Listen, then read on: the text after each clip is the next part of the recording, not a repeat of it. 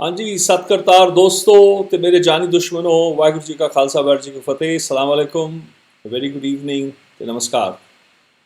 Welcome to the YaarAnād Virtual Baithak Series, Mēlā 157, 157वां मेला हैगा। आज मैं हम वार्तक होवांगा लेखिका कमला कौर कपूर दे नाल। ਉਹ ਜੁੜ ਰਹੇ ਨੇ ਦਿਲਮਾਰ ਸ਼ਹਿਰ ਹੈ ਕੈਲੀਫੋਰਨੀਆ ਦਾ, ਉੱਥੋਂ ਮੇਰੇ ਨਾਲ ਅੱਜ ਜੁੜ ਰਹੇ ਨੇ। ਕਮਲਾ ਕਪੂਰ ਉਹਨਾਂ ਨੇ ਨਾਵਲ ਲਿਖੇ ਨੇ, ਉਹਨਾਂ ਨੇ ਨਾਟਕ ਲਿਖੇ ਨੇ, ਕਵਿਤਾਵਾਂ ਲਿਖੀਆਂ ਨੇ, ਐਸੇਜ਼ ਲਿਖੇ ਨੇ, ਅਤੇ ਉਹਨਾਂ ਨੇ ਇੱਕ ਤਰ੍ਹਾਂ ਨਾਲ ਜਿਹੜੇ ਰੂਹਾਨੀ ਜਿਹੜੇ ਲੇਖ ਹਨਗੇ, ਰੂਹਾਨੀ ਹਸਤੀਆਂ ਬਾਰੇ ਉਹਨਾਂ ਨੇ ਇੱਕ ਤਰ੍ਹਾਂ ਨਾਲ ਉਹਨਾਂ ਦਾ ਜਿਵੇਂ ਕਹੀਏ ਮੁੜ ਤਸਵੀਰੀਕਰਨ ਜੇ ਮੈਂ ਕਹਾਂ ਉਹਨਾਂ ਦਾ ਕੀਤਾ ਇਹਨਾਂ ਨੇ ਆਪਣੇ ਵੱਲੋਂ। ਉਹ ਪੋਰਟਰੇਚਰਸ ਜਿਵੇਂ ਲਿਖੇ ਨੇ ਉਹ ਬੜੇ ਰੋਚਕ ਨੇ, ਮੈਂ ਬੜੇ ਸਵਾਦ ਨਾਲ ਪੜ੍ਹਦਾ ਹੁੰਦਾ। ਉਹ ਮੈਂ ਕੁਛ ਅੱਜ ਸਾਂਝੇ ਵੀ ਕਰਾਂਗਾ ਅੰਗਰੇਜ਼ੀ ਦੇ ਵਿੱਚ ਜੋ ਇਹਨਾਂ ਨੇ ਲਿਖਿਆ ਹੈਗਾ। ਇਹ ਫੈਕਲਟੀ 'ਚ ਰਹੇ ਨੇ ਗ੍ਰੋਸਮੌਂਟ ਕਾਲਜ ਸੈਨ ਡਿਏਗੋ 15 ਸਾਲ। ਉੱਥੇ ਇਹਨਾਂ ਨੇ composition, literature, creative writing, mythology ਅਤੇ ਸ਼ੇਕਸਪੀਅਰ ਪੜ੍ਹਾਇਆ।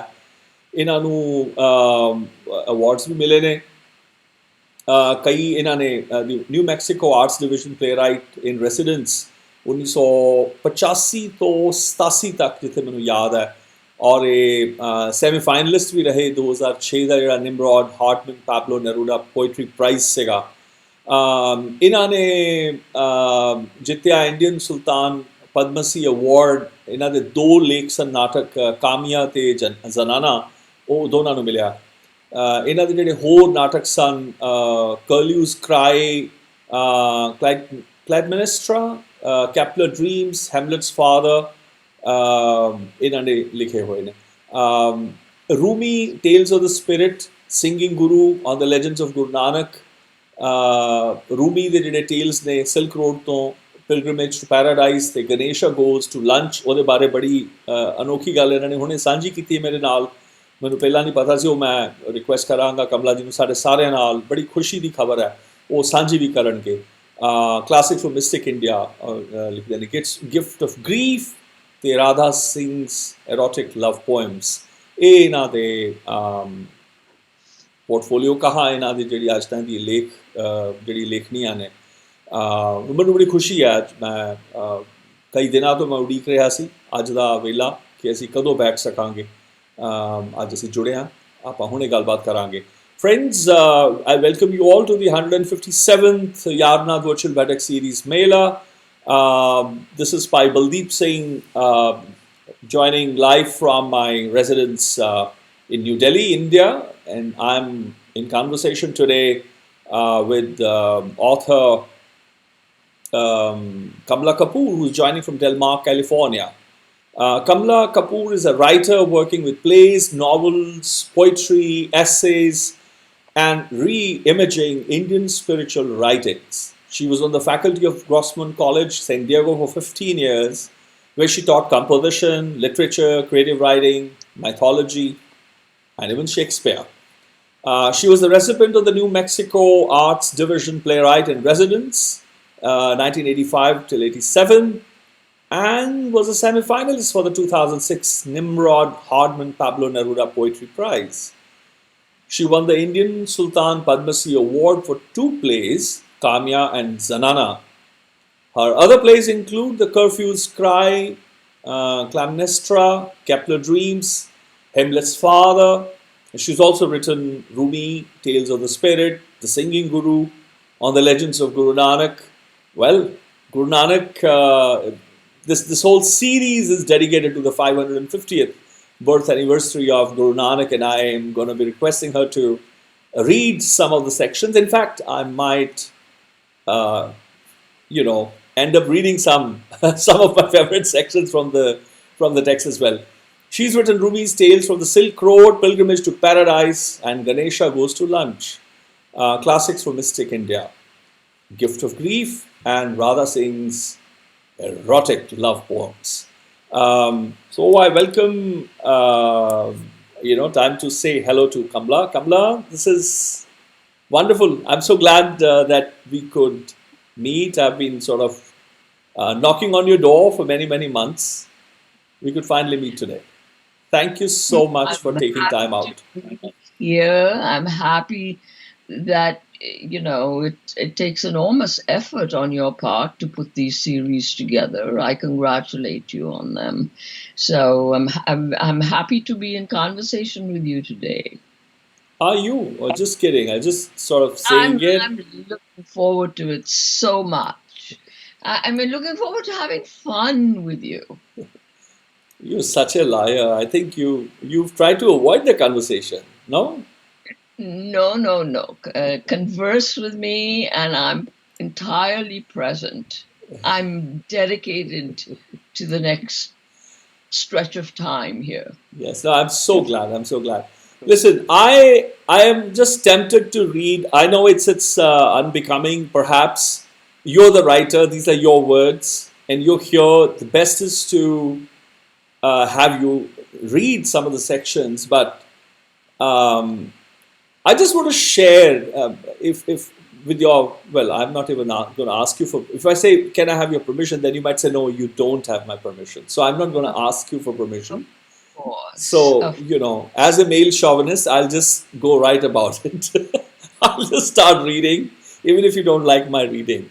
But jokes apart, there is something that I want our listeners to see. I hope without saying that they're able to see. In the very first chapter, um, you titled it Mardana, the Unhappy Human. I mean, for me, it's very moving. Even the portrait that you do of Bhai Mardana in the title itself, as if you're readying me as a reader for the trek ahead.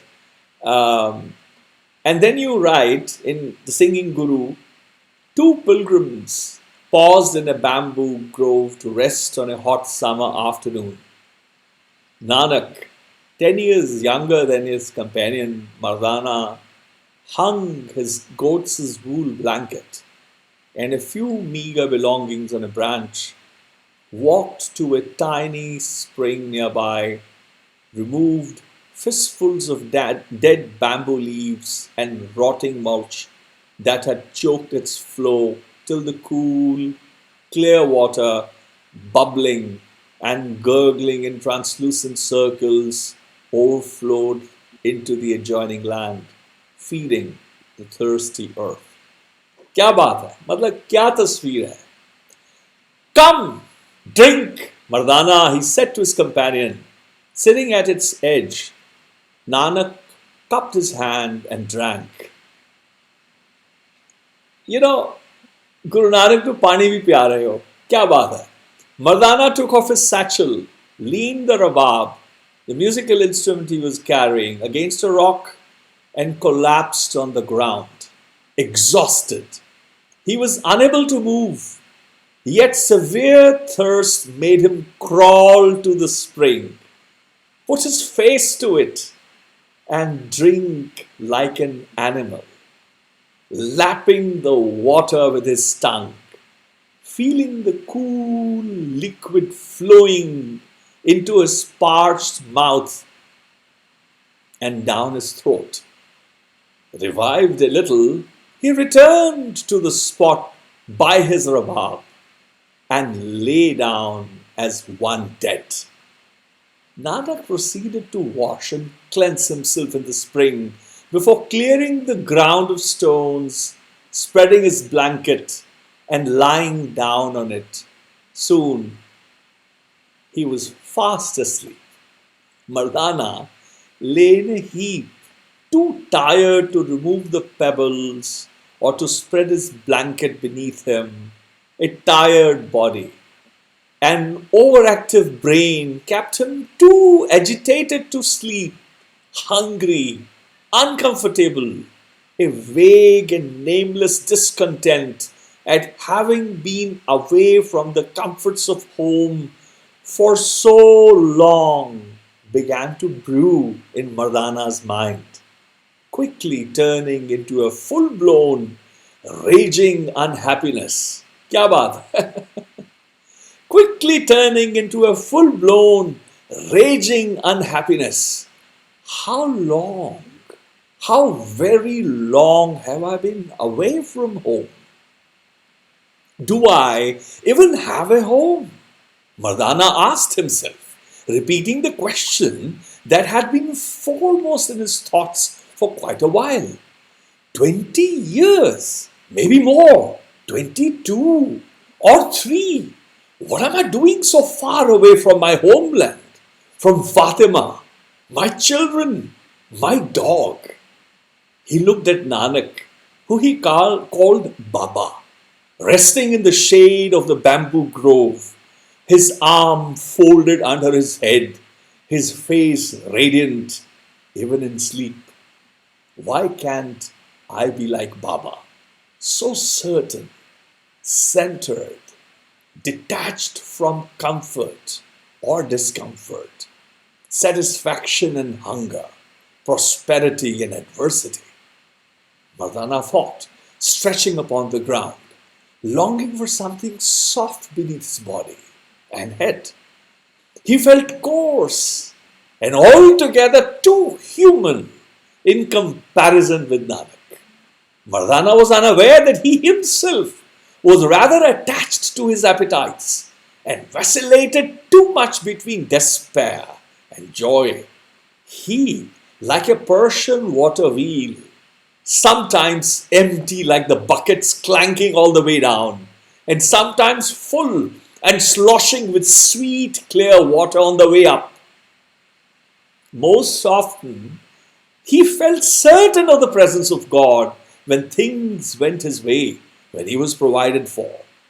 Food when he was hungry, a bed when he was sleepy, and the unexpected boat or bullock cart arriving on the riverbank when his bruised and blistered feet screamed in pain.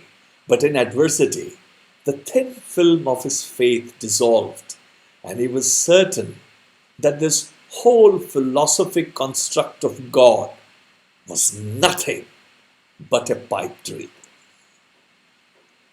Kamla, I'm thanking you publicly for the first time this is so beautiful. You introduce us to, you take us back in time. I've often heard people come up to me when I'm singing. My ancestor Bhai Sadharan is a direct disciple of Guru Nanak. He and Bhai Lena were the two foremost disciples at Kartarpur. My ancestor Bhai Sadharan is the one whom Baba Nanak took for his last walk, who was told, with whom he confided what to do with his body, with his bodily remains. Only he knew the secret, told nobody else must know. We know from my ancestor Bhai Sadharan that Guru Nanak sang Alaniya the last before he left his body. He sang that. And that was the last thing he sang. Could you tell us again? I'll come to that. I'm talking about my ancestor Bhai Sadharan. Yes. So for me, when I sing some of that, some of the music, because music has been in my family since Guru Nanak's times. You speak of Dharamsal, the last years of Guru Nanak when he was there before he left his bodily, domain or bodily abode. When I've sung some of the originals, people have said, "Oh, you take us back in time." But it's the first time. Janam Sakhis are not able to tell me this. The hardship of what is it to trek. Just in these 4-5 paragraphs that I've read, the hardship and the contrast, the way you have chosen to speak from by Mardana's eyes. You seeing the world through Mardana's eyes. This is just very moving for me, but it is, I know that you trek. I know that you live in the mountains when you have time in the Himalayas. So you understand that idea of a trekker. People are not really versed with that. So tell us now, I wanted to thank you, one, for the way you portrayed the hardships, the conflict between the 2 years of Bhai Mardana, and then when he sees the Baba, the conflict within and without. It's amazing how you have written that. Tell us, how do you do this? How did you do with this? And why the singing guru? Well, first of all, I want to thank you for reading because, I haven't heard anybody read my work. I generally do my readings, so it was wonderful. I really enjoyed my writing when you read it. you know, and I was amazed that in the first part of the book I've set up the whole book. So I have my process is I'll write a book, I'll be completely engaged with it, and then I'll forget about it. Until I have to, and then these days I've been rereading some of my old work, this one after 5 years, and um, I'm just as amazed at my process as a reader might be, because these if I were to take credit for that, I think I would be making it smaller than it is. It really is something. Creativity is something that moves through you. It's not something that you plan or that you construct out of your own brain. So much has to come together for it to work. So in fact, I've had to learn over the years while I'm writing to get out of my own way while I'm writing, because the brain says, "Hey, do it like this or do it like that, or this might be clever, or this might, but none of that works when it unless you kind of surrender the process to to let it happen. So I'm very pleased after listening to your reading, because I haven't read that section in a very long time, to see that I couldn't possibly have written the book from Guru Nanak's point of view. It's too high a perspective. It's too it's what Mardana is me. I'm Mardana who says, why can't I be calmer? Why am I so agitated? Why am I unhappy? Just totally in the human sphere, and I continue to be. But just like Mardana, in his discipleship to Guru Nanak, learns a lot.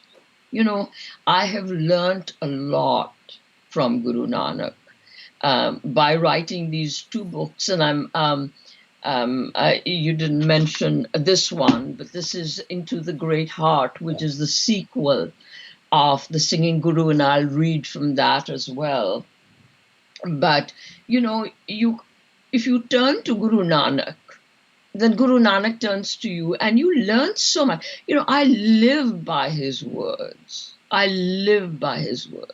So, when I'm very agitated or I'm going through a dark time or something, I always remember his words, Man jeete jag jeet, Or I'll remember how he says, even in little things like my back is out right now, I wake up one day and my back is out, and I thought, I have so much work to do. Why is my back out? But as soon as I remember, this is hukam. This is your body's way of saying rest. This is the universe's way of saying you need to take it easy. Then the whole darkness dissipates. And then you deal with what you need to deal with instead of fighting it. So, Guru Nanak's philosophy and his shabads guide us through our daily lives, just like they guide Mardana in that book. Mardana finds himself in the beginning of that book.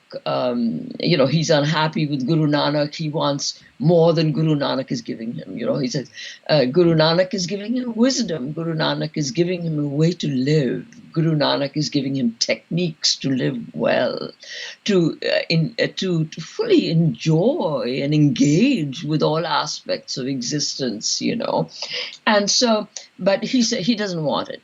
What does he want? He wants concrete things. He wants money. He wants a woman. He wants a heart. All these which is also wonderful to want. I mean, we are human beings and we are made to want these things. But if you want them exclusively, without the perspective on them, which is that these are the gifts of life, but you'll get all the gifts of life, like Mardana ends up getting at the end of the second book, provided you turn to the source of the giver. Who gives these gifts? I mean, we are not powerful enough. Asa jor nahi, asa jor nahi. I mean, my sister died about 3 weeks ago, and I was really suffering. I was really suffering, and then, these words just came to me. I didn't even know I knew these words. Asa jor nahi, jor na mangan de na jor na jivan mar. Asi jado jor lagane, when we force things in our lives, we self-destruct. So. Mardana, learns the hard way. I mean, he leaves Guru Nanak because Guru Nanak is saying, Pogt Gyan, eat wisdom. And Mardana is saying, screw wisdom. I don't want wisdom. I want food, right? Which is, again, very human and very endearing. And so he leaves Baba and he goes away. And in his journeys, he ends up being a goat. He becomes a goat, which is, there are 3 stages, but like at the beginning. I apologize for interrupting here. Before we go to the goat part, when you talk about Gyan, Bhugd Gyan, Guru Nanak says, Gyan rao jab seje aave ta Nanak bhog kare. Nanak consummates, makes love to the Gyan rao, the knowledge king, knowledge is king or awakening is king. Gyan is more than mere knowledge in Guru Nanak's way. But I want to read something from what you write about by Mardana's wanting of the woman. He says, as you write, he recalled how once when Nanak and he had returned home to Sultanpur after a long journey, Fatima had been angry-headed at him, told him to go away and leave her alone. And Mardana, upset, had gone to the village bhang shop and had some in a hookah, sitting in a circle with others, all pleasantly high and happy. He had returned home in an amorous mood and made up with Fatima. Wah, wah, Allah himself had descended into their bed and bodies that night. As Mardana recalled the scene, his fingers reached out and traced the contours of his wife's absent body. Doesn't Baba ever miss his wife? Mardana wondered. He hardly ever speaks about her, or even mentions his 2 sons. He is wedded to an intangible thing he calls beloved, husband, guru, Akal Purkh, the timeless one. But I miss Fatima and the comfort of her in my arms, in our bed. Her delicious cooking, her ministrations when I'm sick. Will I ever be with her again? Will I ever reach home and lead an ordinary human life? I mean, this is, for me, the way, in your book, I see that you have one virtue. You're actually seeing the story or telling the story, taking multiple voices. You become Mardana too, but then you become the voice of Baba Nanak and you take refuge in the words of Guru Nanak. So you don't describe anything, but then you become your kalam. You become Baba Nanak by his words, by way of his words. And I think that's what gives a very complete feeling. It's a satiation. I mean, I do not feel deprived of one element of a society, of that story, um, or me being disenfranchised from learning, as if I'm having a first-hand experience from, or multiple first-hand experiences. This is how I feel, that you become even Fatima, you become Mardana, you become the goat. This is what I thought that was remarkable. Maybe as a playwright, I don't know. You've written natak. You're playing the play. That's the freedom. That's the ultimate freedom of a writer. Is to experience life from different points of view and different bodies and different minds. It is such a. It is so. It opens up the heart to. And basically, it's an adventure. Generally in life, we are stuck with our point of view. But as a writer, I'm free to do that. And I love it. I love that part of it. I see. Before we go ahead, Amolak Singh honi keh rahe ne कि पंजाबी च क्यों नहीं गल हो रही. मैं उन्हां नूं ਇਹ ਕਹਿਣਾ ਚਾਹਨਾ कि ਜਿਹੜੇ ਪੰਜਾਬੀ ਨੇ ਨਾ, ਉਹ ਪੰਜਾਬੀਆਂ ਨੂੰ ਮੈਂ ਕੀ ਦੱਸਾਂ ਬਾਬੇ ਨਾਨਕ ਦੀ. ਪੰਜਾਬੀ ਤਾਂ ਕਹਿੰਦੇ ਨੇ ਕਿ ਸਾਨੂੰ ਬਾਬਾ ਨਾਨਕ ਪੂਰੀ ਤਰ੍ਹਾਂ ਪਤਾ ਹੈ ਜੀ. ਉਹ ਪੰਜਾਬੀਆਂ ਨੇ ਬਾਬੇ ਦਾ ਜਿਹਨੂੰ ਕਿ ਮੰਡੀਕਰਨ ਵੀ ਕਰ ਲਿਆ, ਸਿਆਸੀਕਰਨ ਵੀ ਕਰ ਲਿਆ, ਮਤਲਬ ਹਰ ਕੋਈ ਹਰਣਕਰਨ ਕਰ ਲਿਆ, ਪਰ ਜਿਹਨੂੰ ਕਹੀਏ ਰੂਹਾਨੀਕਰਨ ਨਹੀਂ ਕੀਤਾ. ਉਹ ਭੁੱਲ ਗਏ ਆ ਕਿ ਬਾਬਾ ਸਾਨੂੰ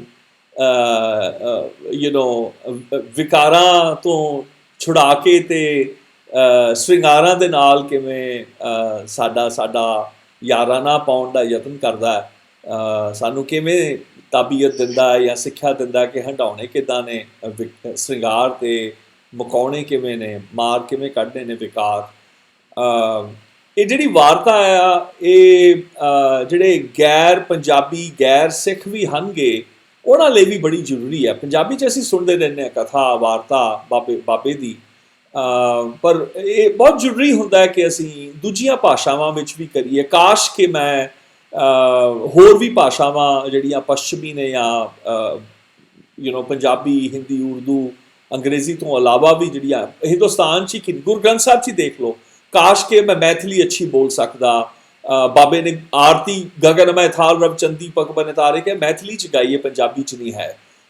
ਤੇਰਾ ਨਾਮ ਰੂੜੋ ਰੂਪ ਰੂੜੋ ਅਤੀ ਰੰਗ ਰੂੜੋ, ਇਹ ਮਾਰਵਾੜੀ ਹੈ. ਕਿੰਨੀਆਂ ਭਾਸ਼ਾਵਾਂ ਨੇ ਹਿੰਦੁਸਤਾਨ ਦੀਆਂ ਵੀ, 24 ਭਾਸ਼ਾਵਾਂ, 120 ਡਾਇਲ ਉਪ ਭਾਸ਼ਾਵਾਂ ਨੇ ਗੁਰੂ ਗ੍ਰੰਥ ਸਾਹਿਬ ਦੇ ਵਿੱਚ.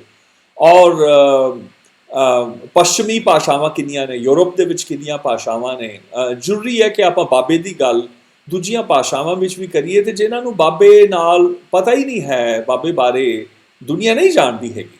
ਸੋ ਮੈਨੂੰ ਆਸ ਹੈ ਮੋਲਕ ਜੀ ਤੁਸੀਂ ਦਇਆ ਕਰੋਗੇ ਸਾਡੇ 'ਤੇ. ਅਸੀਂ ਜੇ ਵਾਰਤਾ ਅੰਗਰੇਜ਼ੀ ਜਾਣ ਕੇ ਕਰ ਰਿਹਾ ਤਾਂ ਕਿ ਜਿਹੜੇ ਨਹੀਂ ਜਾਣਦੇ ਉਹ ਵੀ ਸਮਝਣ. ਜਿਹੜੇ ਆਪਣੇ ਪੰਜਾਬੀ ਨਾ, ਉਹਨਾਂ ਨੇ ਕਹਿਣਾ ਤੁਸੀਂ ਤਾਂ ਚਲੋ ਪਿਆਰ ਕਰਦੇ ਹੋ ਸਾਰੇ ਜਣੇ, ਪਰ ਕਈ ਨੇ ਪੰਜਾਬੀ ਮੈਂ ਜਾਣਨਾ ਕਹਿੰਦੇ ਲੈ ਭਾਈ ਬਲਦੀਪ ਸਿੰਘ ਉਹਨੂੰ ਕੀ ਪਤਾ ਬਾਬੇ ਨਾਨਕ ਬਾਰੇ, ਇਹਲੇ ਕਮਲਾ ਕਪੂਰ ਤਾਂ ਅਮਰੀਕਾ ਰਹਿੰਦੇ, ਇਹਨੂੰ ਕੀ ਪਤਾ ਕਿ ਪੰਜਾਬ ਆ ਕੇ ਦੇਖੇ, ਦਰਬਾਰ ਸਾਹਿਬ ਰਹਿ ਕੇ ਦੇਖੇ. ਤੋ ਇਹ ਗੱਲਾਂ ਤੇ ਗੱਲਾਂ 'ਚੋਂ ਗੱਲਾਂ ਨੇ. ਸੋ ਅੱਜ ਦੀ ਵਾਰਤਾ ਜਿਹੜੀ ਹੈ, ਕਿਉਂਕਿ ਇਹਨਾਂ ਦੇ ਜਿਹੜੇ ਲੇਖ ਨੇ, ਇਹ ਵੀ ਬੜਾ ਜ਼ਰੂਰੀ ਹੁੰਦਾ ਹੈ ਕਿ ਦੁਨੀਆ ਨੂੰ ਵੀ ਪਤਾ ਲੱਗੇ ਕਿ ਸਿੱਖ ਲੋਕ ਅੰਗਰੇਜ਼ੀ ਵੀ ਬੋਲ ਲੈਂਦੇ ਨੇ ਮਾੜੀ ਮੋਟੀ, ਅਤੇ ਉਹ ਲਿਖ ਵੀ ਲੈਂਦੇ ਨੇ. ਸੋ ਮੈਨੂੰ ਆਸ ਹੈ ਤੁਸੀਂ ਦਇਆ ਕਰੋਗੇ, ਦਿਆਲੂ ਹੈਗੇ ਹੋ, ਦਇਆ ਕਰੋਗੇ. ਇਹ ਜਿਹੜੀ ਵਾਰਤਾ ਆ ਉਹ ਵਿੱਚ ਪੰਜਾਬੀ ਦੇ ਟੋਟਕੇ ਮੈਂ ਵੀ ਜ਼ਿਕਰ ਤਾਂ ਕਰਦੇ ਰਹਾਂਗਾ. ਕਮਲਾ ਜੀ ਵੀ ਦੇਖੋ ਹੁਣ ਬਾਣੀ ਦਾ ਵੀ ਕੋਟ ਕਰ ਰਹੇ ਨੇ. ਮੈਨੂੰ ਆਸ ਹੈ ਤੁਸੀਂ ਸਾਰੇ ਮਿਹਰ ਕਰੋਗੇ. So back to you. ਮੇਰੀ ਬਹੁਤ ਬੜੀ ਆਸ ਹੈ ਕਿ ਕੋਈ ਇਸ ਦਾ ਅਨੁਵਾਦ ਪੰਜਾਬੀ ਵਿੱਚ ਕਰੇ ਕਿਤਾਬਾਂ ਦਾ, ਤਾਂ ਕਿ ਪੰਜਾਬੀ ਸਪੀਕਰਸ ਵੀ it's right, and I'm very pleased that these books are published in the West for a Western audience.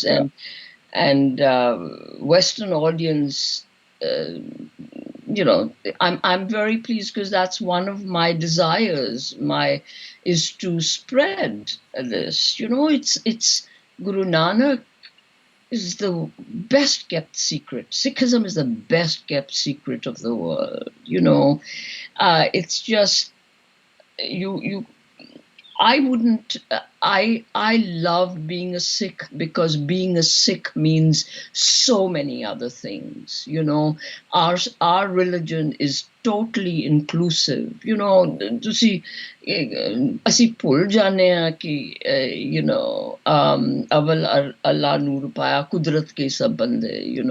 We forget that ਇੱਕ ਸਾਡੀ ਸਾਰਾ ਗ੍ਰੰਥ ਸਾਹਿਬ ਇੱਕ ਤੋਂ ਸ਼ੁਰੂ ਹੁੰਦਾ ਇੱਕ Onkar.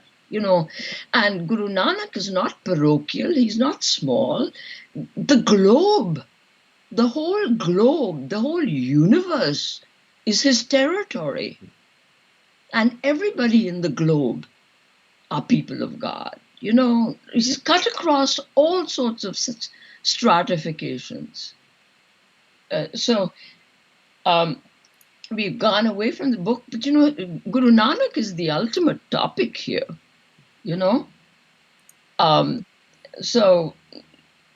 I've forgotten where we were. So you were talking about the goat. Then Mardana became the goat. I mean, I interrupted you in between. Yeah. Yes. So I was thinking about jin manas ke devte kiye kartna lagi var, but manas to niche bhi hega hai goat, animals. So we vacillate, human beings kind of go through these layers of existence, from animal existence. I mean, we share our bodies with apes and all the other creatures of life, and then we have to learn to be human, which Mardana has to learn also. When he ceases to be a goat, he has to learn to be a human. And then, of course, Devta, the divine, the human, the animal. And they're all part of a trilogy and a trinity that we are. Human beings, we are that. So I just wanted to show that progression of Bhai Mardana, from he's a very unhappy human, like all of us tend to be, and then he goes even lower by being discontent with being human and not fully realizing his potential. Like Guru Nanak and all our gurus say that this is pata honi chahiye. I've forgotten, but it's like Manas Janam Amolik Paya. It is, we have been given a huge gift. All of us alive right now, we have been given not only the gift of life and existence, which is great in itself, okay, but we have been given the opportunity to experience it and to learn from it and to grow from it and transform from it, because that's what we are here to do. All our Gurbani says that is our purpose. That is our purpose. And it was this arc that I wanted to show in the first book, The Singing Guru. So we have a great resource in the Granth Sahib, which has been translated into English. But translation, like somebody said, is what is poetry gets lost in translation. We know when we're singing Guru Nanak's words, when you're singing Guru Nanak's words, that you inhabit and you enter the Shabad, you live it. And in singing it, we become Guru Nanak. Jado asi sare shabad padhde hain, which end in Kahe Nanak, Kaho Nanak, we become Nanak. Yes. And that is our ultimate aim. We'll never reach there, but it's good to keep making baby steps towards it. When you say Guru Nanak is the secret, best kept secret, etc., can you elaborate on that? Well, we've heard of the Buddha, we've heard of Jesus Christ, we've heard of, all the other, we've heard of Rumi. They're all very well known. Now, Guru Nanak is not well known in the West. And my trust, and this desire comes from my father who gave it to me. He spreads the word in the West, not in any proselytizing, converting type of way, but, let the world know who this planetary guru is. He is our planetary guru, very relevant for today. Very highly relevant for today. So, I get distracted. There's so much I want to write. I feel in my private life, I'm a Sikh, but in my professional life, I'm a writer. I'm just a writer. Like you're a Tadli. I'm a writer, and I write about Rumi, I write about Ganesh, I write about, and a lot of Sikhs kind of turn against me for that reason, why don't you stick with Sikhism? But, Sikhism includes, look at our own, the Granth Sahib. We've got Chamars and, we've got Hindu saints, we've got Sufi saints, we've got, Baba Farid, we've got Kabir, we've got, Ravidas, we've got, it's inclusive. It's entirely inclusive. So, I believe that as Sikhs, we are meant to embrace rather than exclude. Because this is what our gurus did.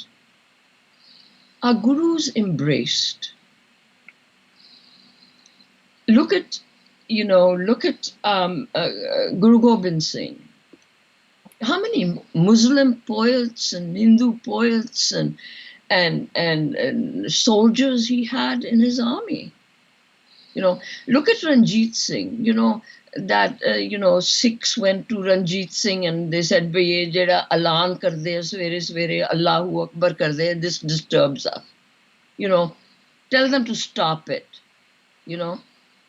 So he says, "Theek hai, I'll stop it. But you go to all the Muslim houses in the morning and remind them to say their prayers."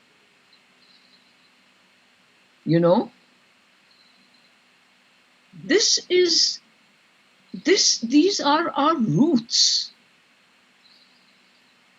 Yes, Guru Nanak was a revolutionary. He revolted against all the Brahmanical traditions that were limiting human beings, that were making them smaller than they were. But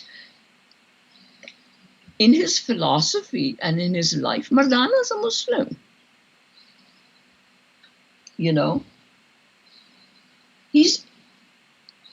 They see through the differences. What is Maya? Enna Maya da gal hunda Guru Granth Sahib. What is Maya? Maya is exactly this veil of illusion that makes us think people are different from us. One of the definitions of Maya.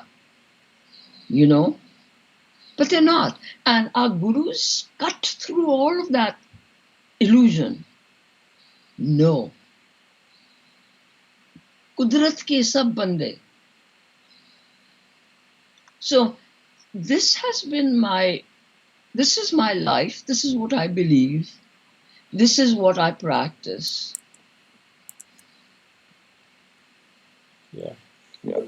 I think to look at Guru Baba Nanak and what he was doing, when you talk of inclusivity, he is not just making a bouquet, for example, what Emperor Akbar did when he started the Deen-e-Ilahi. He started a new faith by taking limbs from both Hindu, Indic and Semitic, the Islamic order, and maybe even Christianity, because they were all versed with. They even had Christian wives, etc. I'm told the historians would know better, but they were all. I mean, they were aware about what all was happening, and Islam is mindful of all the prophets that there are.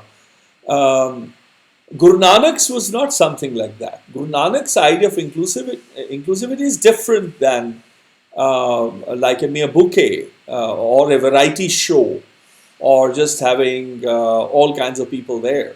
When you look at, no wonder. I mean, Guru Nanak is, Hindus called him their guru, and be it the Vaishnav, Sakat, Shaiva. Nowadays, somehow it's as if they're disavowing themselves from Guru Nanak. People have forgotten. They are no longer. They're nashukras. They're ungrateful to the phenomena of Guru Nanak. Phenomenon. Muslims called him their Peer, their Murshid, and there's one composition in which he teaches about the namaz, about 5 kinds of namaz. Is totally different. If he tells a pandit, a Brahmin, about what kind of a suit, a janeu, that if you have a janeu like this, the one that doesn't dirty, the one doesn't burn, etc. Then Haita Pandekat.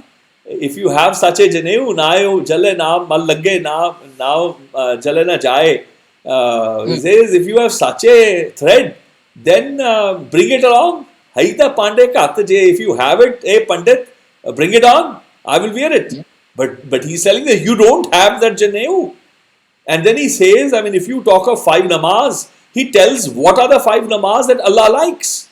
Not your tangible or the lockic. If he is saying this so-called lockic or the tangible worship in front of an idol, he is also not endorsing any ritual in the name of the formless either. He is against any kind of constructs which is based on a mere hypothesis or in a belief system. I believe this. Excuse me. My believing that the sun is out there doesn't make the sun out here. I'm reminded of one composition when he says, Soi Maula, Jini Jag Maulya, Harya Kiya Sansaro, Ab Khak Jini Band Rahai, Dhan Sirjan Haro, Marna Mulla, Marna Bhikar Taro Darna. तातू मुल्ला तातू काजी जान है नाम खुदाई जे बहुतेरा पढ़िया होवे को रहे ना भरिया पाई सोई काजी जिनी आप तजिया एक को नाम की आधारो जिन्हें अपना आपा ही नहीं तजिया अहंकार ही नहीं गवाया वो काला काजी है ही इज आस्किंग है भी होसे ही जाए ना जासी सच्चा सिरजनहारो 5 वक्त निमाज गुजारे पढ़े पे कतेब कुराना Nanak आँखें गोर से दे रहे हो पीना खाना. So when you talk of the idea of inclusion, he's, as you said, he prefixes Omkar for the first time in history with a numeric ik. It is not you're a poet, you're a writer, you've taught languages. You taught English, Shakespeare even. The numeric ik. Yeah. That's it. Guru Nanak's entire thesis, he enters the domain, the very little consortium of people in whose names there are faiths and religions, right? He enters that by placing a numeric 1 in front of all that you have done. He says, you may believe in anything, but there is that numeric ik which nobody can claim is their own. Which transcends, that numeric ik is beyond the purview of Sikhi, for example. It is beyond the purview of Islam. It is beyond the purview of Vaishnav, Sakat, Shaiva traditions. They all have their belief systems. I, as a Sikh, I have to say, well, who's your teacher? Well, Guru Nanak. If I ask a Sufi, who's your master? He will say, Hazrat Muhammad. But then that's our story, that's subjective. But that is not the actual story. The actual story, the creation is there from the Adi, Mad Ant, Jogati, Pura Ad Anil Anād, Jug Jug Eko Vase. That Eka Vase. I think that is where it is stunning a story, and where I see what you were saying when you when you say that or state that Guru Nanak is like unfortunately the secret, which nobody is wanting. I guess, or maybe if I may ask you, do you think is it because of fear? Does Islam, does Hinduism, does Christianity, does Buddhist, all these isms, Buddhism, do they all fear the phenomenon of Guru Nanak because he has dared to speak about the truth or reality? Well, I think it's, ultimately, there's two things. I think that one of them is that, there's something very precious about secrets. It's like, okay, I don't care whether anybody else knows about Guru Nanak. Guru Nanak is my personal secret, and he's my personal genie in my life, And the other is, we really need to, as Sikhs, I wanted to write a book which I'm afraid I haven't really channeled myself into, because there's so much else that's happening in my life right now, and I'm just going with what's happening. And the title of that book is Guru Nanak, Planetary Guru for Our Times, And I'm pleased that, my audience here in the West is familiar with Guru Nanak from both these books that I've written. I get a lot of mail saying how much these books have touched people. So I'm doing my little bit, but I think we all need to do our little bits. And Guru Nanak is a root that is sprung through all these ages and is going to continue to spring and continue to spread. Guru Nanak is here. He's here. So there's no, in a way, that's where we have to begin from, and that's where we have to end, For me, I see, for example, in South Asia, look at, partition is done in the name of religion of India. Yes. It's Guru Nanak's land. He's the one who bound. He's the one who had the courage. I'm deprived of the fact that I cannot read Hazrat Saab in his own words. It is written by others.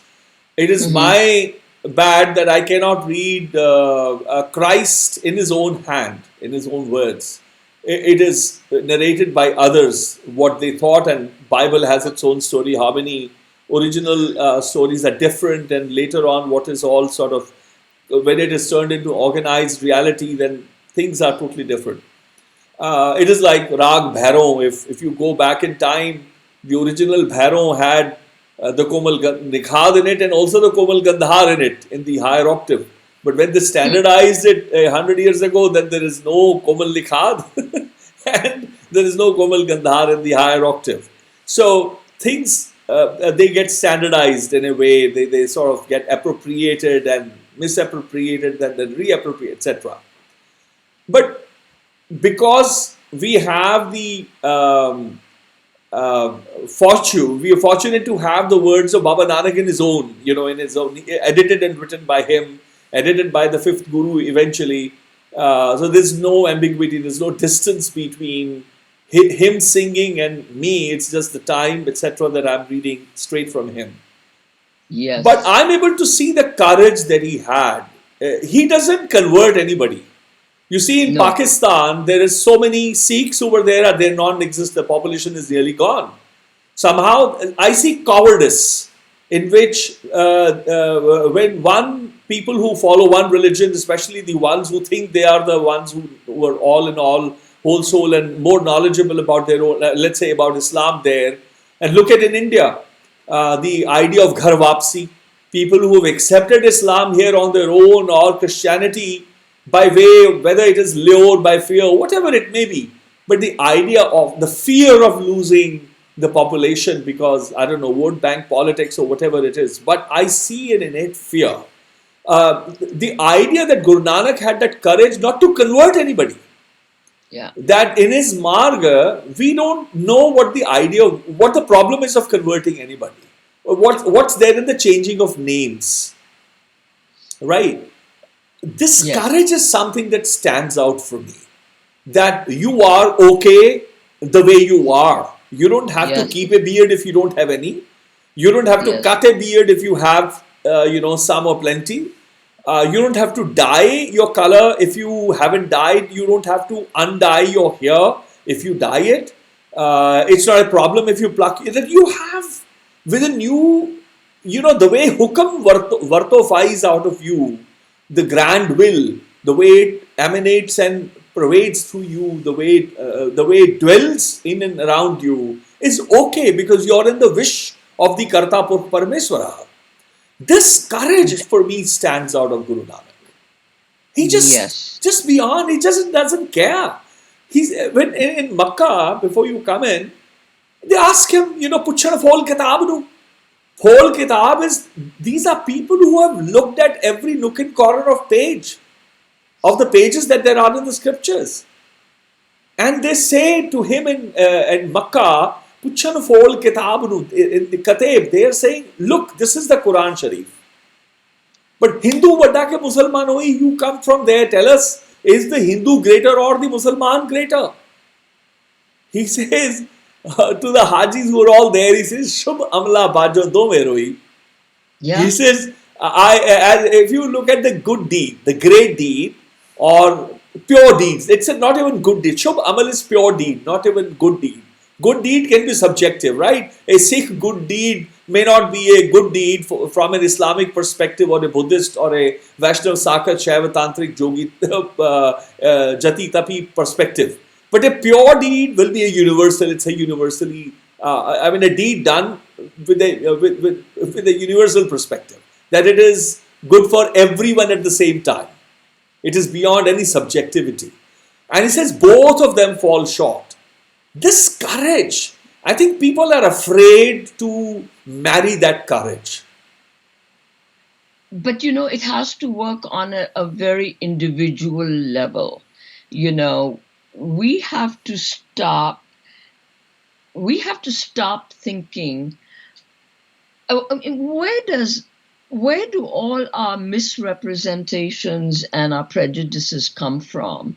It's because we want to make God in our own image. God is an Amritdhari Sardar. If you're going to think of God that way, then you're excluding everybody else. Guru Nanak himself says, what religion is fire? What religion is water? And we are, Guru Nanak, God does not belong to one religion or the other religion.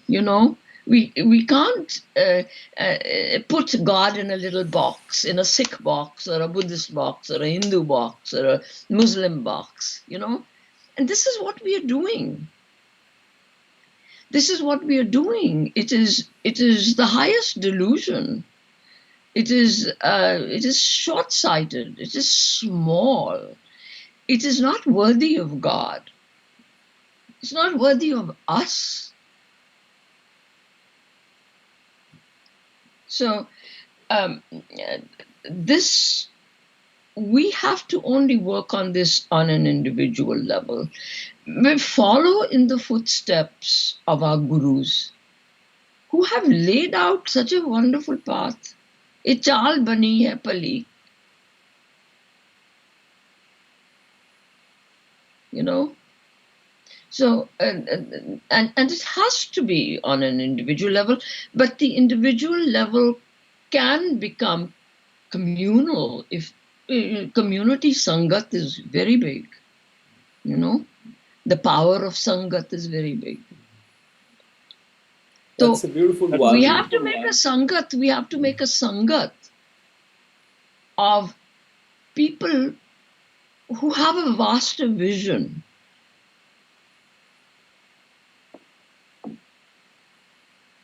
And, you know, I am a solitary hermit. What is my sangat? My sangat is Gurbani. We've got a sangat. My sangat is the gurus.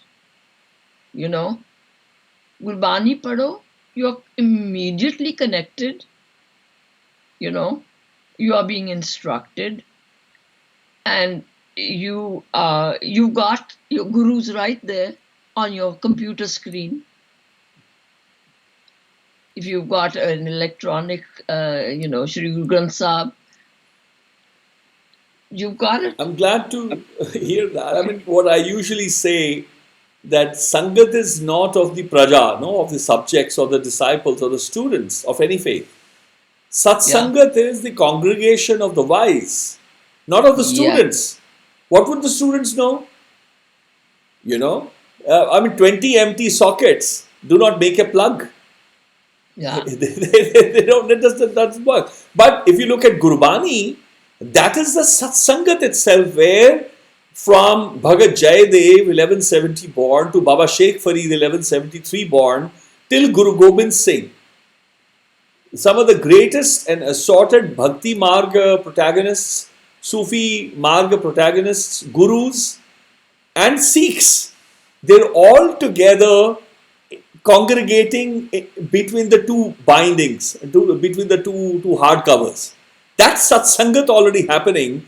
And when I enter that space, I am a witness. I am to hear them and then to learn from their conversation of how a song after Guru Nanak's song, how Kabir sings, how Namdev sings. I see it like that. And I think it's a very, very important ishara that you did. I thought it's important for people to understand the Satsangat is happening within the two binding under that ghungat called Rumala.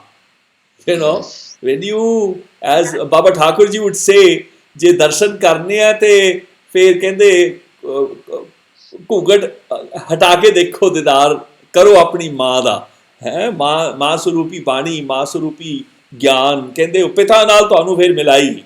You know, as Baba Thakur Singh used to so beautifully and so poetically, you know, sort of suggest. It's very important. That was an important point that she suggested. Guru Nanak makes, you know, in the Japji, he talks about the word. You know, I've forgotten the tuk, my brains, but it talks about, you know, how important word is. And we are worshippers of the word, you know, Sikhs. And we, this is our entryway. The word is the entryway. It is the Gurdwara, you know.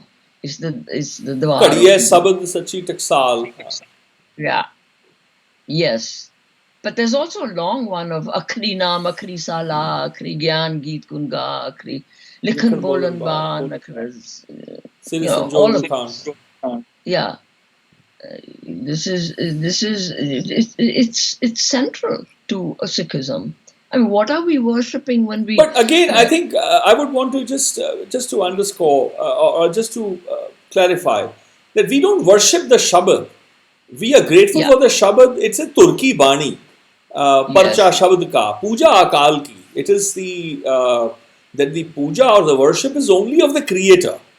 The one who's never born, who's genderless, who's neither masculine nor feminine, has no color, has no form, unborn, undying, etc. That is the puja that you don't bow your head to anybody else. In fact, in front of the Shabad, when we are taught to bow, we only kneel one knee, not both knees. So we only bow one knee in front of the Guru Granth Sahib if you are part of the order. you only bow both knees in front of the Karta Purkh Parmeshwara when you are in front of the Akal Purkh. Guru Granth, only one knee is offered to the But that's teacher. the entryway. It's the entryway, you know. I mean, for human beings like us, we would have no access to Akal Purkh without the words that have been left to us by our gurus, you know. So it's, I mean, I think Guru Nanak even says at one point that Uche upar ucha now, even higher is Naam. Now, what is Naam? Naam is a word. But that's again the key aspect where you enter the realm of the ineffable, where you mention about Naam and, Naam is not merely name. Because then when you enter the realm of the Naam, then there is the Karam Naam, as Guru Gobind mentions about the very in his first chant of Jap. It says Chakra Chehen Arvarana Jat Arapat Nahan Jaharup Rang Ararek Peg Kouka Nasakatka Achal Murat Anabhav Prakas Amitoj Kahija Koti Indrindran Sahu Sahan Gadija Tribhavan Mahip Sur Nar Asur Neti Neti Van Trin Kahet Tav Sarvanam Katha Kavan Karamanam Varnat Sumati. So Sarvanam and Karamanam. So the attribute names that are derived by virtues or attributes of who does, let's say, giver of life, the omniscient, omnipresent, the creator, these are all Karam names. But the Sarvatra Naam, the absolute name, who can say? Even the Karam Naam says you can't even count them all because the attributes are just so very many, known and beyond knowing. But the actual now, what is it? Now, if it is a name, but the Karta is Aname, Nirname is nameless. Yes. So that is the paradox. How do you see this? Name is, Naam. If you think of it as a word, as air, it's not concrete, but it has the power to evoke. As soon as I say Bhai Baldeep Singh, even if I'm, by the beach and I say, you are in front of me. But that's one particular form. No, Dr. Neki would say that it's a noun now, or Naam is a noun, he would often say. But then if you say Bhai Baldeep, you're evoking a certain form. If I say it's a Kartar, I'm talking about one particular attribute. When I'm saying Kartar, I am not saying that you're also my Mar. Mainu maran wala bhi tu hai. We always evoke the idea of Karnahar, Bakshanahar, Data, Denahar, all of that. Par Maranwala. Mare Rakhe Eke Aap. But we seldom go there. That's a Karam Naam we don't want to talk about. But see, that's what we have to think about. But these are again Karam Naams. Na Naam ki hoya fir. That's the key aspect, which is in English. I mean, how would we? I fail. Sometimes, what do I say? Sat Naam. What is Sat? Sat is real. It's not true or false. It's not. It's beyond comparison, beyond the opposites. And then Naam is, what? Naam. I cannot say name. It's a huge topic. It's a huge topic. But I mean, I just stay with this. When I think of Naam, it's like Guru Arjan says, "Hum aradhana jana re, har har gur gur karta re." Yes. But har har gur gur karta re, so is also is effective. Yeah.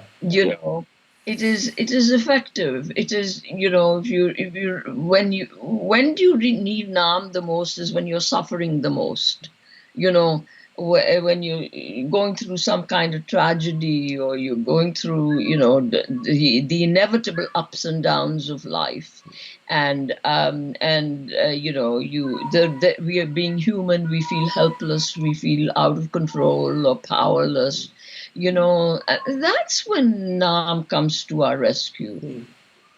Yeah. And Naam is, Nanak Naam Jahaz hai. It's simple. It is a boat. It carries you over the Agan Sagar.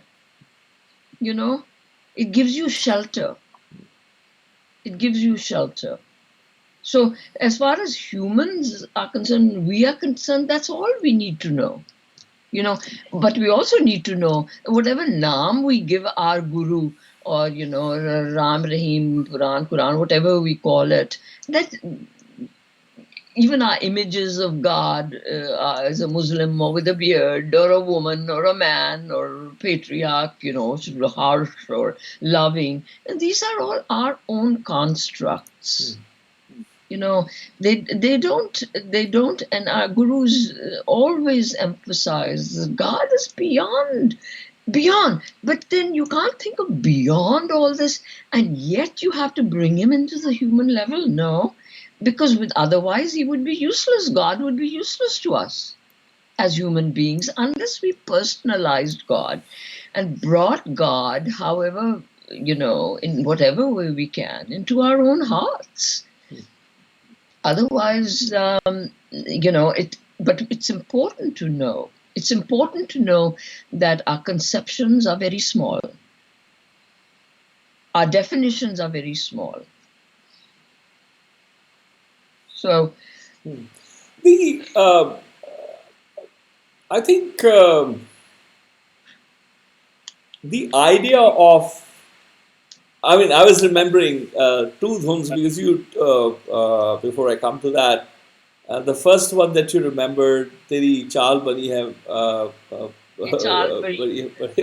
I was remember of the composition. It's a beautiful composition. And then Hari Aradhana Jana Re, it goes, Mero Sundar. Kaho mila kit gali. Kaho. Let me see if I can put the tambura just for fun. Sing a couple of tuks of it. Yeah, yeah.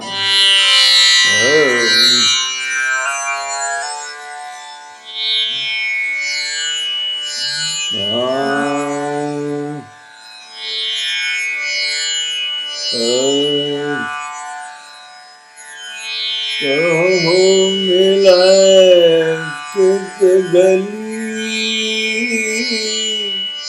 Kaho mila kit gali. Mero sundar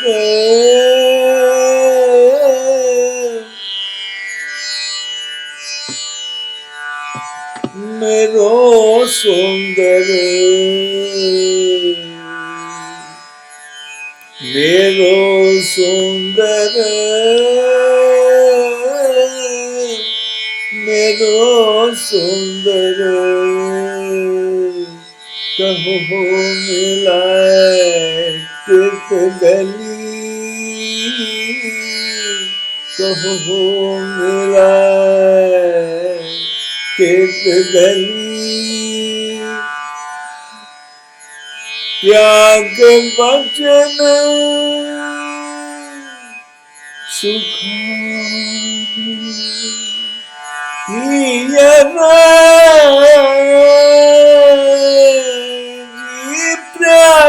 Bachan. I mean, it's extraordinary composition. And the other one, Hariyaradhana Jana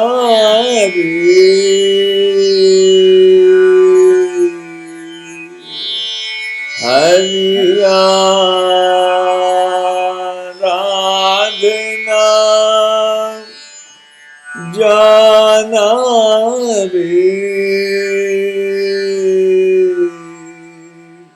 Hari Hari Guru gur kartari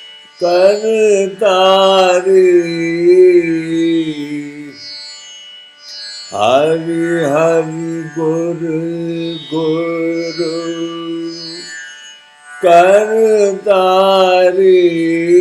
har jiyo नाम परे ओ राम दास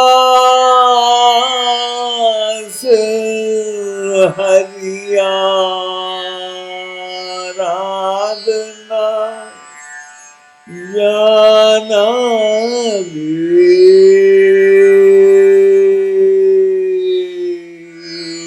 हरिया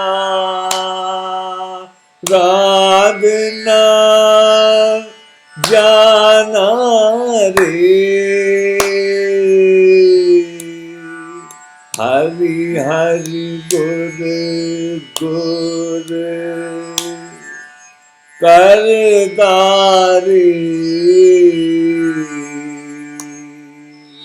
हरि आराधना जाना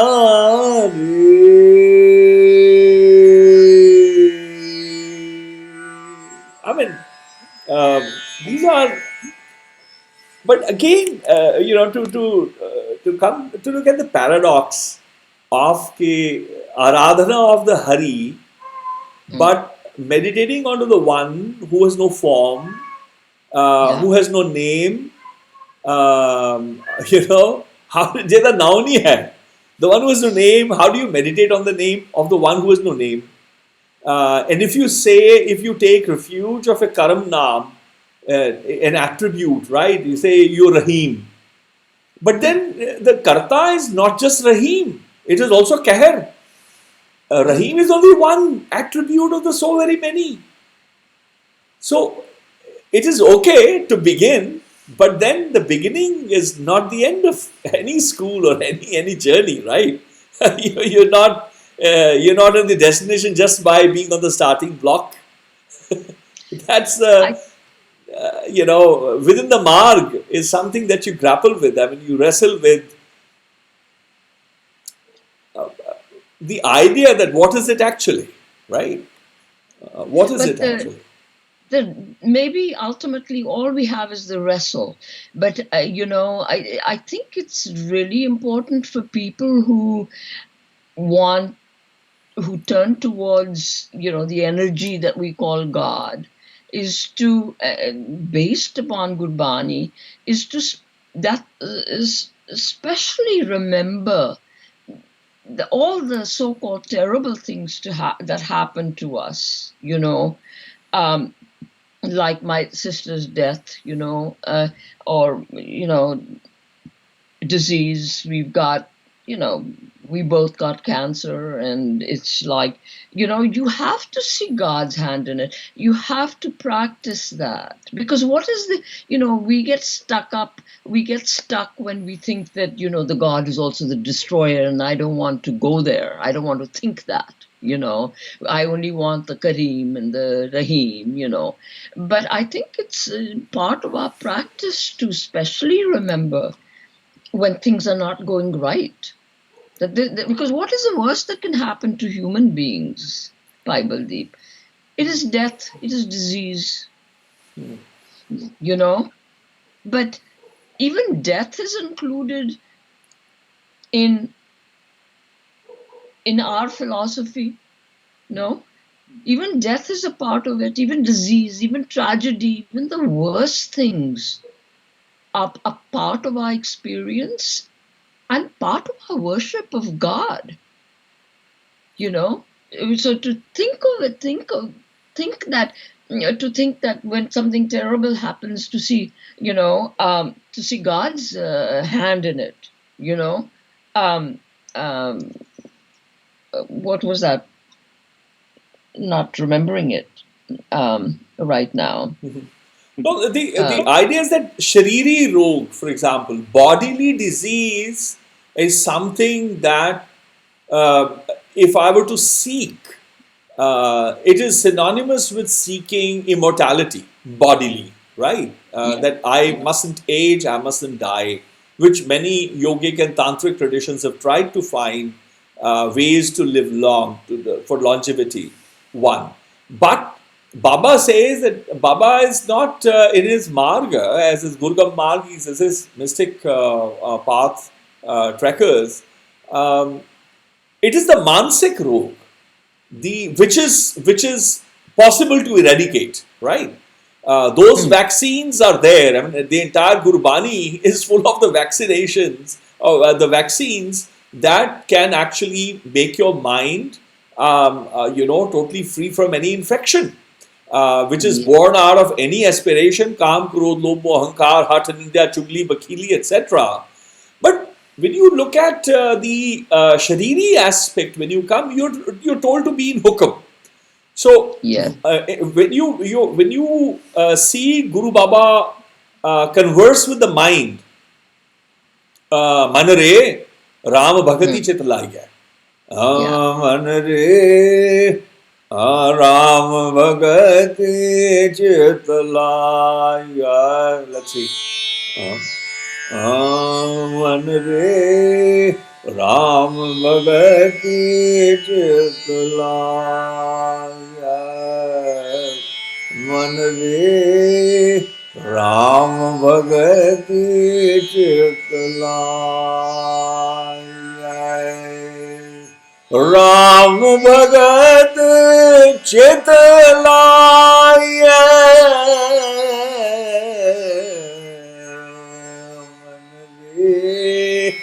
Ram Bhagat Chit Laya. Gurmukh Ram Naam Dhan Hirday. Gurmukh Ram Naam Dhan Hirday. Saj Seti Ghar Ja. I mean, this is what he leaves behind. When you see him conversing with the mind, cajoling the mind, trying to wrestle with the mind. Guru Arjan says, "How Gosai da Pehlwan." I am the wrestler from the stable of the Gosai, the Allah Miya, and he says, "I wrestled the five thieves, and I won their domali, their pagdis, and I brought and placed at the feet of my Guru." Yeah. But that is one. But the idea where, from the Karam Nams are from any sort of a mound that people sit. It could be a mound in Jerusalem, it could be a mound in Makkah, a mound in Varanasi, a mound in Jagannath Puri, now a mound in, in Tibet maybe, or in Bodh Gaya, or in, where Mahavir Jain was, or in Darbar Sahib Amritsar. We all have our subjective, views. But when you look at, for example, I'm amazed sometimes when I look at Vichitra Natak Guru Gobind Singh. In the sixth chapter, there is a very interesting, talking of Natak, you as a Natakkar, as a playwriter, he says it's Vichitra Natak, an extraordinary tale, a play. But then in this, one of the choppas, it is the Karta Purkh Parmeswara talking to Guru Gobind Singh. Look at that. Guru Gobind is saying, and first person, he says, Akal Purkh is saying, Allah Miya says to Guru Gobind Singh, Jab pehle hum srishti banai. It's jab pehle hum srishti banai, when I first created the world, dahi tarache dust dukhdai. I created the demons and etc. etc. Te bhuj bal bavre hua gaye, poochit param purkh reh gaye. They forgot to meditate the Karta Purkh Parmeswara. They got too enamored by the power that I gave them. Te hum tanik mokhape, tinki thaur devta thape. Though I created gods and goddesses. Te bhi bali puja ur jaye. They also got fooled by the power I gave. Aapar hi Parmeshwar kaha hai? They started calling themselves as God, as a creator. Mahadev Achyut kahvayo. Shiva called himself Achyut, as the one who's forever. then he says, बिसन आप ही को ठहरायो. Vishnu called himself, that I am God. Brahma आप पार ब्रह्म बखाना. Even Brahma said, I am par Brahm. प्रभु को प्रभु ना किन्हु जाना.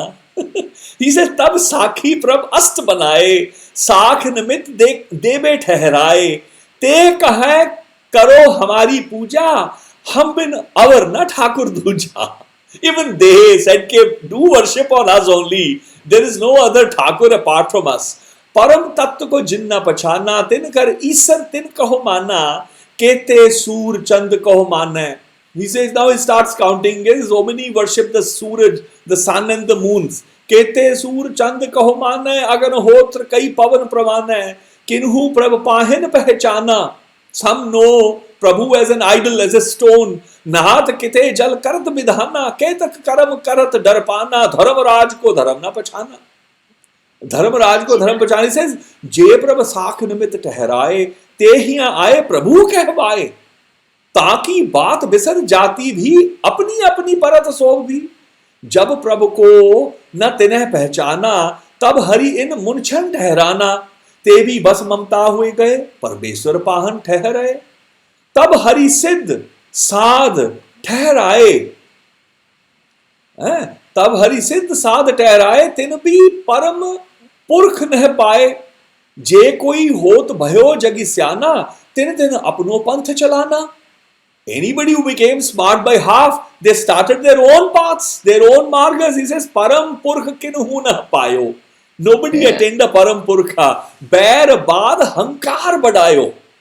They only, sort of multiplied the where, the divisions. Bad hankar badayo.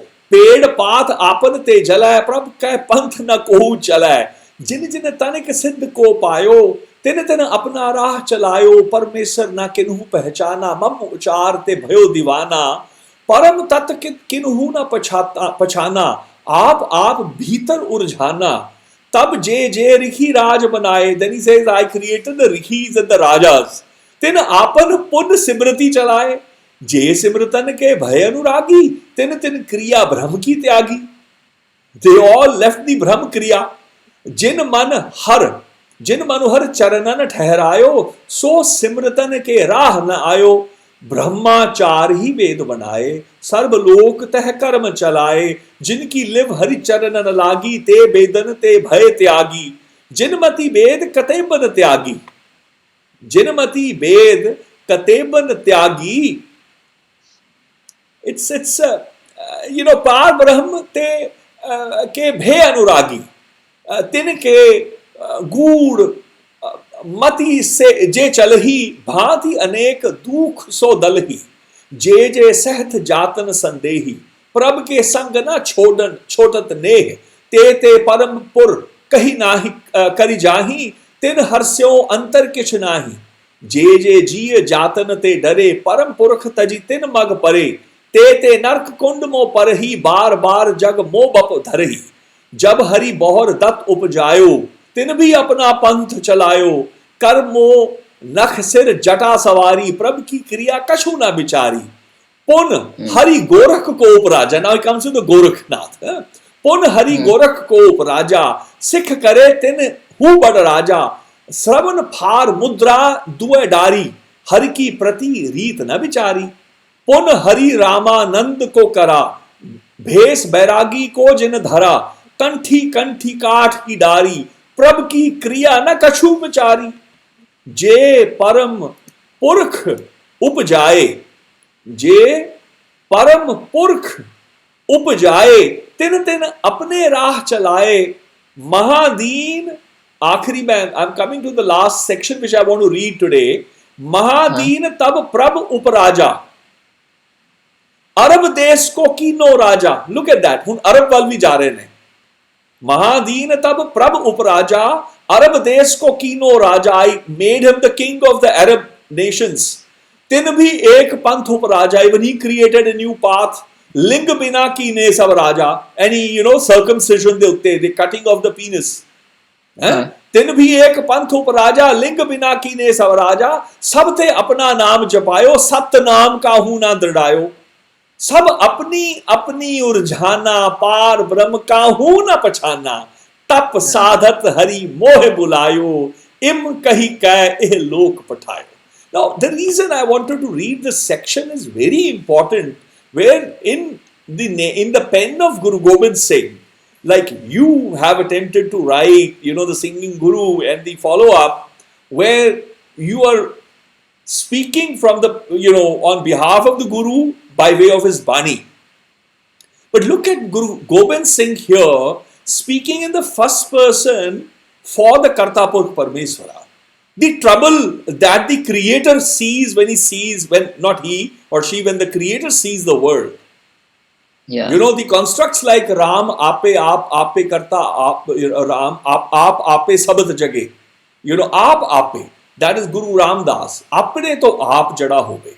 The sui generis one, even beyond the name. You look at the trouble the Karta or the Mother Nature sees the way we are, fragmented, in groupism and so on and so forth.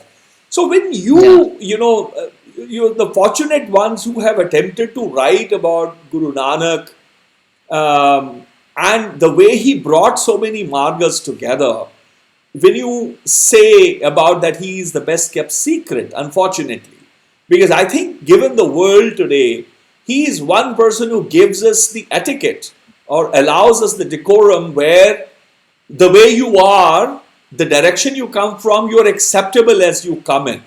You don't have to be someone else to be valid, to gain some sort of some validification. I'm sorry, my preamble was a little long, but again, I'm quoting from the Guru about, again, Natak to Natak, how the playwright that, and the way the critique of how across the ages or down the ages, anybody who became virtuous one got so enamored by the virtues that he or she had, and they started their own. There are margas, there are paths, religions in their name. But as Guru Gobind says, कि सारे ही देश को देख रहे हो मत को ना देखिए प्राणपति के. How do you deal with these kind of having the advantage of looking at the Bani and looking at the world, seeing the best of both from the east and the west? How do you pick up the pen? How do you negotiate with these handicaps? The stories that are told, then which are deliberately not told because people are afraid, because they're cowards, they don't want Nanak to be known. They don't want Guru Nanak vision to be known. That it's possible to be as you are, that you don't need to convert aboriginals or natives. I mean, it's the kind of monetization, the kind of BS that has gone in the name of, crap that has gone in the name of religion. It is so unfortunate. And they want to keep Nanak's voice quiet. How do you read this?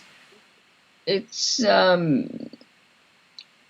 I don't have the answer to that, actually. I don't really know. I think that it's a universal malady. It's like there isn't a nation or a religion that's without it. It's just everywhere, and again, I think it has to be done on the individual level. I think that we have a great responsibility in life. We started off with talking about what a great opportunity it is for us to be given a lifetime, but this opportunity and this gift carries a huge responsibility that in our small way. Yeah. Okay. So you want me to continue? So I'll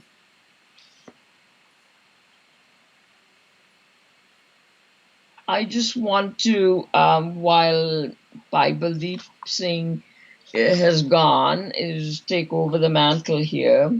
And I just want to go back to Mardana and the Rabab.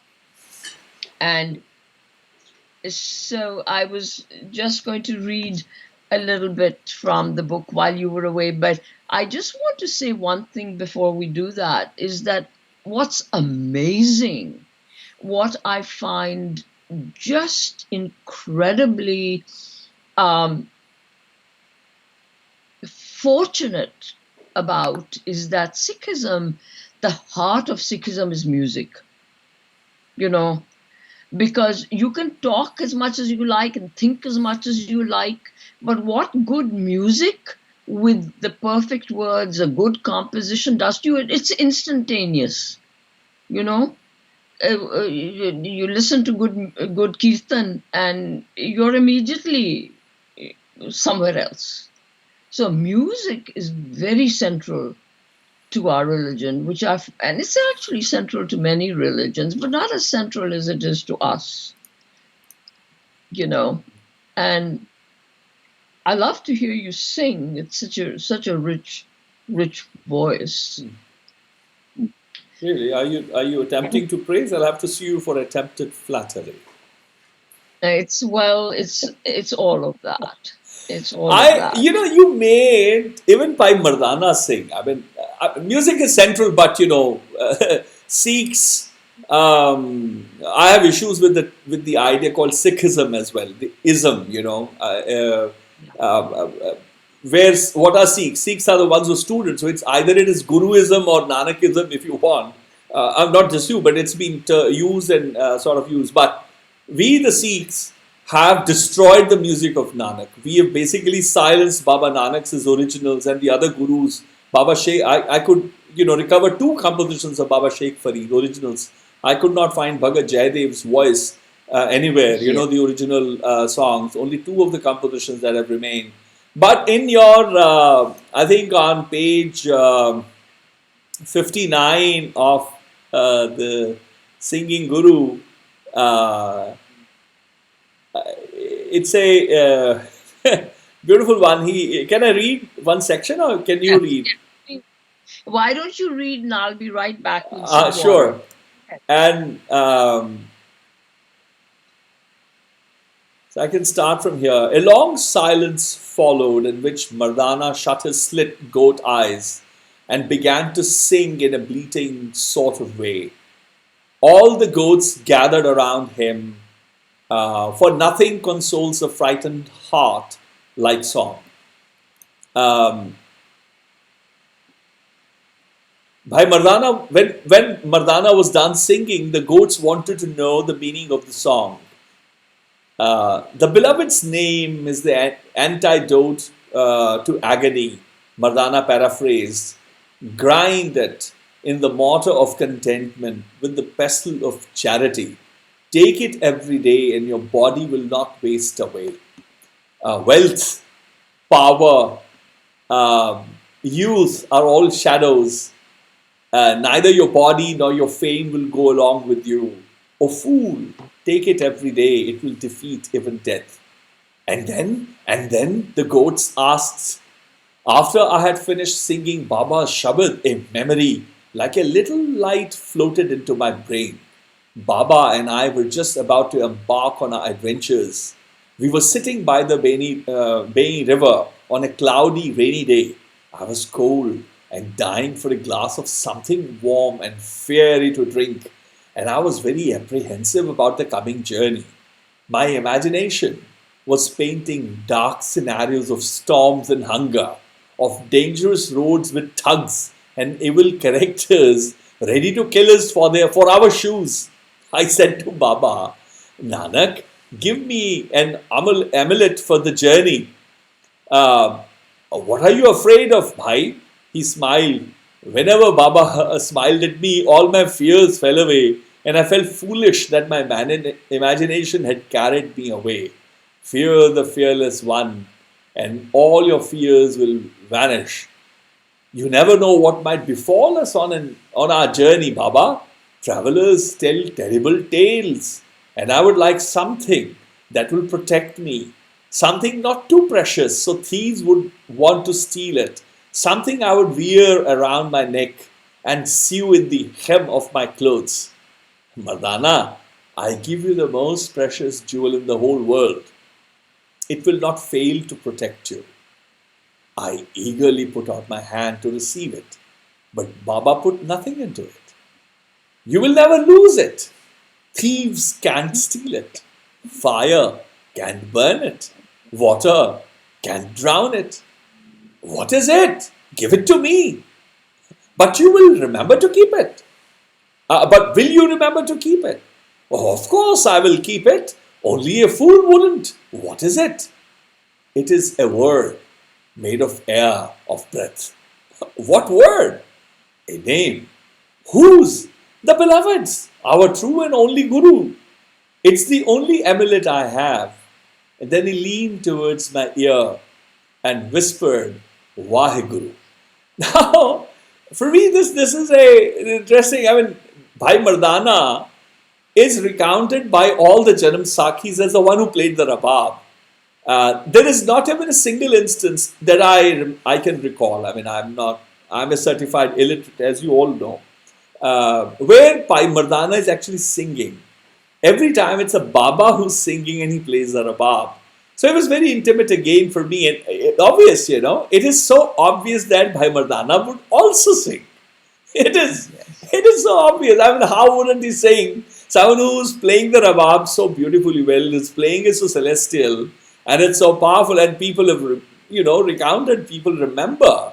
Others have remembered the Rababi Mardana, of how extraordinary he played, and Guru Nanak sang his own words. But, there is some place where I think somebody wrote, or maybe you wrote, where Guru Nanak, that Bhai Mardana would compose the music, which is a problem, which is not true. Actually, there's no anecdote of that. It's Guru Nanak who sang, and Bhai Mardana would learn the songs from the Guru. None of the songs that originally were, all the ragas were actually sung by the Guru himself, and then learned by all his disciples, including Bhai Mardana and my ancestor Bhai Sadharan and Bhai Buddha and Bhai Lena and others,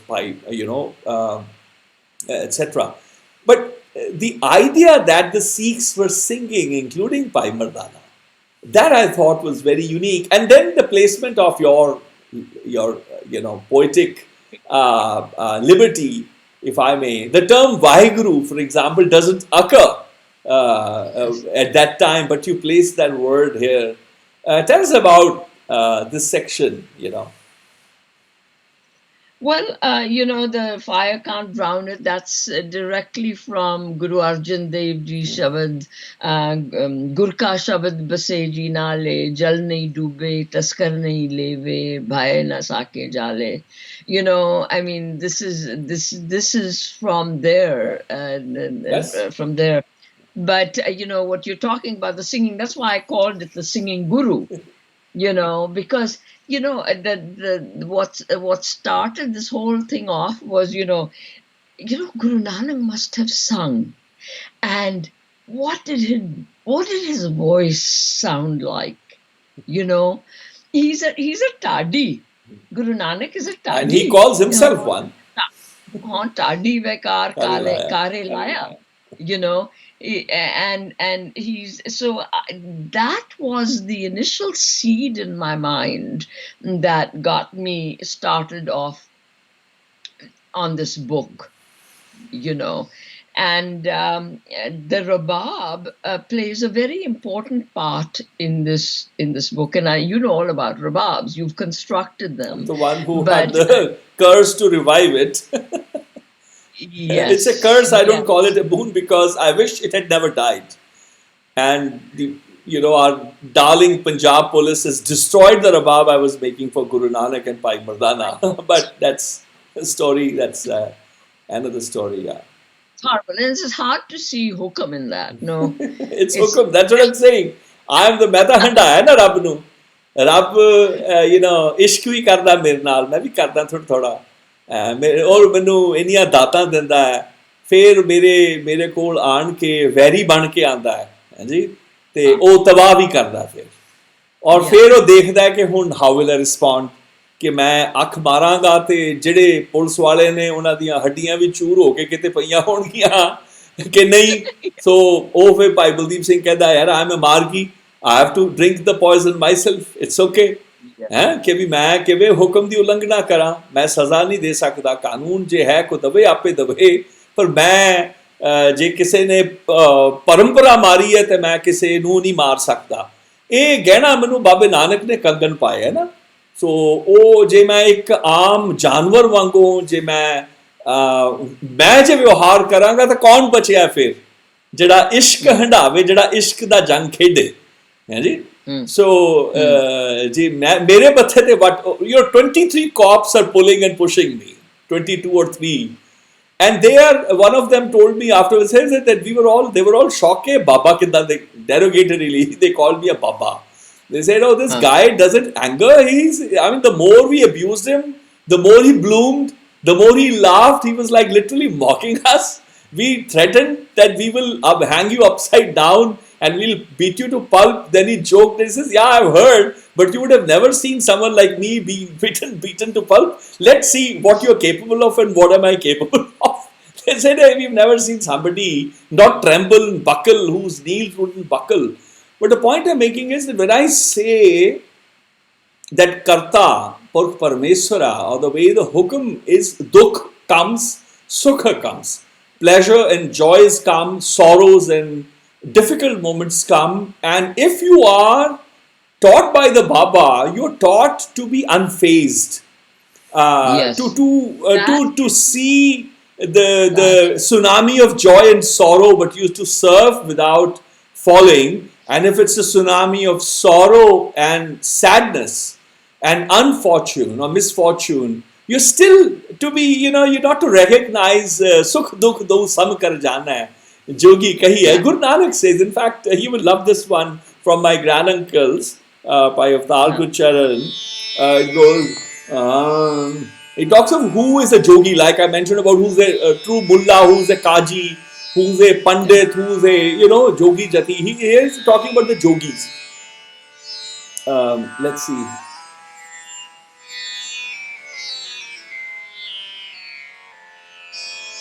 Oh, I see. That's why I was not happy with the sound. It was it had gone an octave higher. I was not able to hear well. Yogi gali jog na ho, re gama mage re gama ga ye zan zagar zani ajogi gali jog na ho, jogi gali jog na ho,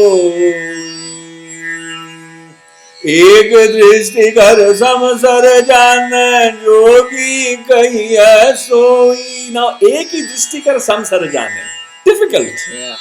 To say it is so easy. Many levels. एक दृष्टि कर समसर जान जोगी कहिया सोई, जोगी कहिया सोई, जोगी गली जोग ना होई, जोग न खिंधा जोग न डंडा जोग न भस्म चढ़ाइया, जोग न मुंदी मुंडी मुंडाइया, जोग न सिंगी बाइया, अंजन माहे निरंजन रहिया, अंजन माहे निरंजन रहिया, जोग जुगत पाया, जोगी गली जोग ना होई, जोगी गली जो. And look at the mutualism that jogi so sani. So what you're doing is not enough, and the note is subtracted. It goes flat. That everything fell flat. Jogi gali jo Jo Gandhar is Ashirvadatmak Swara, where you pray and you receive the boon. And Yogi, that is still burning. Nikhad is the note of separatedness, the state of being separated. Huh?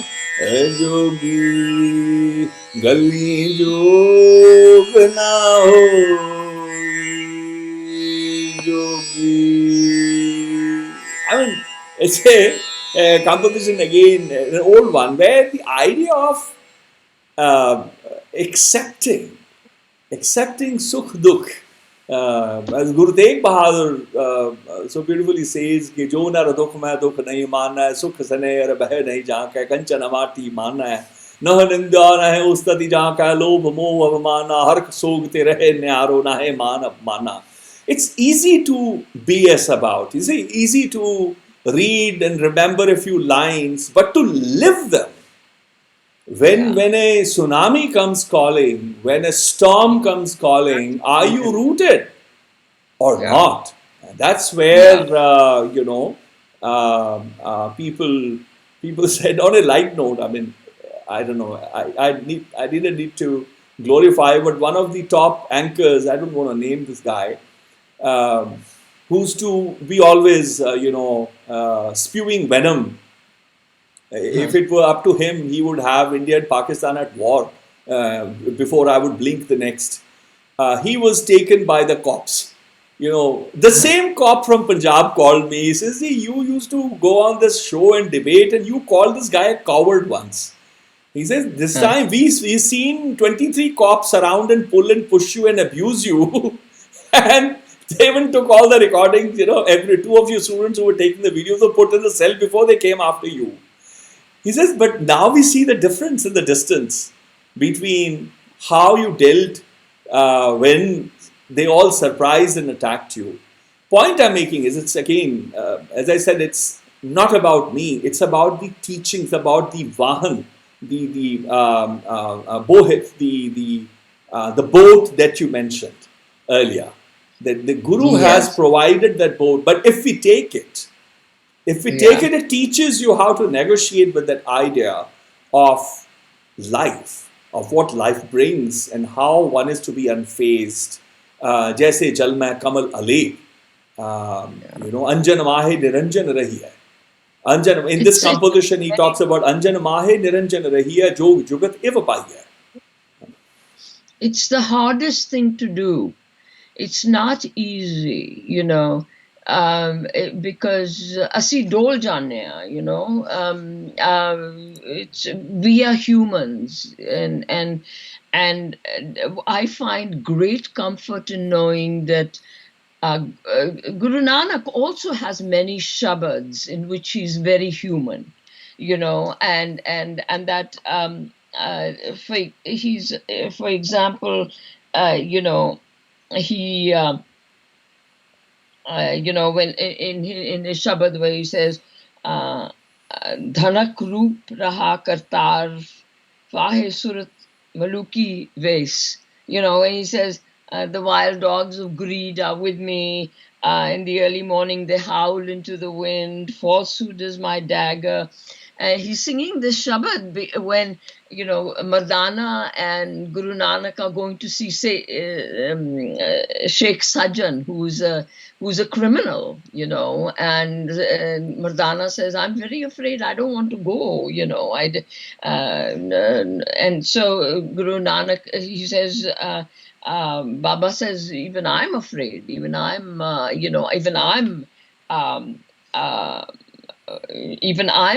I can be afraid. So he says, at sunset, we reached the edge of a beautiful forest. The people in the last village we visited had mentioned this place with dread, and I wondered why they were so afraid. The sun was filtering through the leaves and everything looked quite serene. But when the sun set, the forest grew dense. Hungry animals growled in the night. Strange birds squawked and screeched. And jackals and hyenas cackled crazily. As the forest darkened, my mood did as well. Baba Nanak, I'm afraid, I said. Any wild animal can make a meal of us anytime, and I'm hungry. Don't worry, Mardana, Baba Nanak replied. See that yellow light there? That is Sheikh Sarjan's house. I'm sure he and his wife will be happy to cook you some food. Sheikh Sarjan, did I hear you right? Did you say Sheikh Sarjan? Baba, in what world do you live? Nanak says, I've heard he's a good man. He keeps both a mosque and a temple and takes care of hungry, tired travelers. Sergeant means friend, Baba replied. No, Baba, no, I said, digging in my heels like an overloaded donkey as Baba pulled me forward. Haven't you heard what Sergeant does to his guests? And he says, and you're putting me and yourself in danger. Are you ready to kiss life goodbye? I'm not going. I prefer hunger to death. Mardana, said Baba Nanak, putting his arm around my shoulders, there's nothing to fear. Nothing to fear. He robs his guests. And we have to remember that Mardana is carrying all these jewels with him that Baba Nanak has asked him to throw away because he's got them. He's got them somehow. There's this, the legend is only about 2 sentences long where, he finds people in a village give him all sorts of things and he carrying these bundles with him. And he says that... and then he's carrying all these jewels with him, so he's afraid he's going to lose his jewels. And he says, Guru Nanak says to him, trust and come. Yes, trust like all those rotting bodies in his well must have trusted, because Sheikh Sarjan kills people and throws them into a well. If you conquer your fear of death while you're still alive, you'll never have to die again, Guru Nanak said. Then the thought of death will only bring joy to the heart, for death is the beloved's summons. And this is directly from Kirtan Soila, Sajjan Hara Simriye. So Mardana says, death is the beloved summons. As far as I'm concerned, this is grounds for abandoning the beloved, whoever he might be. My beloved Baba is a kind woman who will keep me at her breast forever. And Baba laughed. Our adventure has brought us to Sarjan's gate. Let us go in and greet him, Guru Nanak says. Of course, he's not a coward. But he says, don't do this to me. And so he says that Guru Nanak says that I'm also afraid, he says to Mardana. He says, aha, you're joking, you're lying. I've never seen you afraid. So Baba, of course, says, Rabab Ched Mardania. And Baba sat squatting on the ground by the gate. Baba was sitting in the shadows of the trees while strange, frightening sounds echoed all around us. I struck the notes and Baba's deep, resonant voice began the alap with the note Sa. Right? So deep it was, so steady, this fundamental and immovable note with no sharps and no flats, that I immediately felt calm. If God had a sound, it must be Sa, I thought. After a prolonged alap that quelled my agitation, Baba began. Jio darat hai apna, kaisyon kari pukar. Dukh visaran se bhi hai. And he says, the primal humanity of the Christ struck a deep chord within me. I joined in with a quaky voice and sang along with him. And I felt like a sinking stone in a sea of fear and reached out for the help Baba's words offered. Dukh visaran se bhi hai.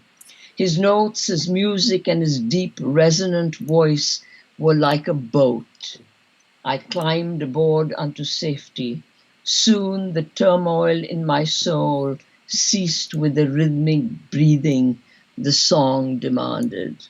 So whenever you're singing, you fall into this rhythm and everything's okay again. And I'm sure you experience that as a singer, So I was talking about Baba's humanity. He's saying, And he's singing this to, he's bringing out, Baba's bringing out his worst self for Sheikh Sargent to recognize that he also has these dark emotions, you know.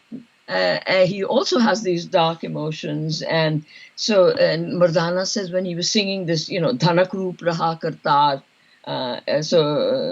He says, I was amazed at what Baba was singing, and with so much longing, pleading, and honesty, it was as if he were baring his soul before God, stripping himself down to his human animal core. As he continued to sing, I wondered whether Baba was baring his own soul or holding up a mirror to Sargent's heart. He sang as if the confession was wrung out of him. As I sat there playing the rabab, one eye peeled back to watch Sargent's every move, listening to Baba's raw revelations, I knew that the song applied to both him and Sargent. What Baba had said about being entirely human was true. Baba did not set himself up to be a superhuman.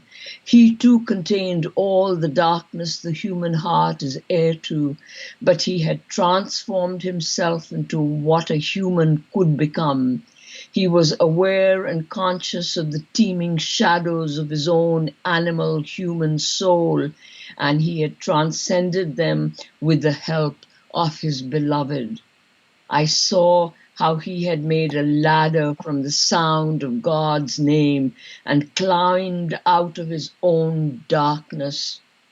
Baba was a man with animal instincts who had become the pinnacle of what a human could be, divine. So there are those three layers, you know, that we all contain, and it's okay for us to contain.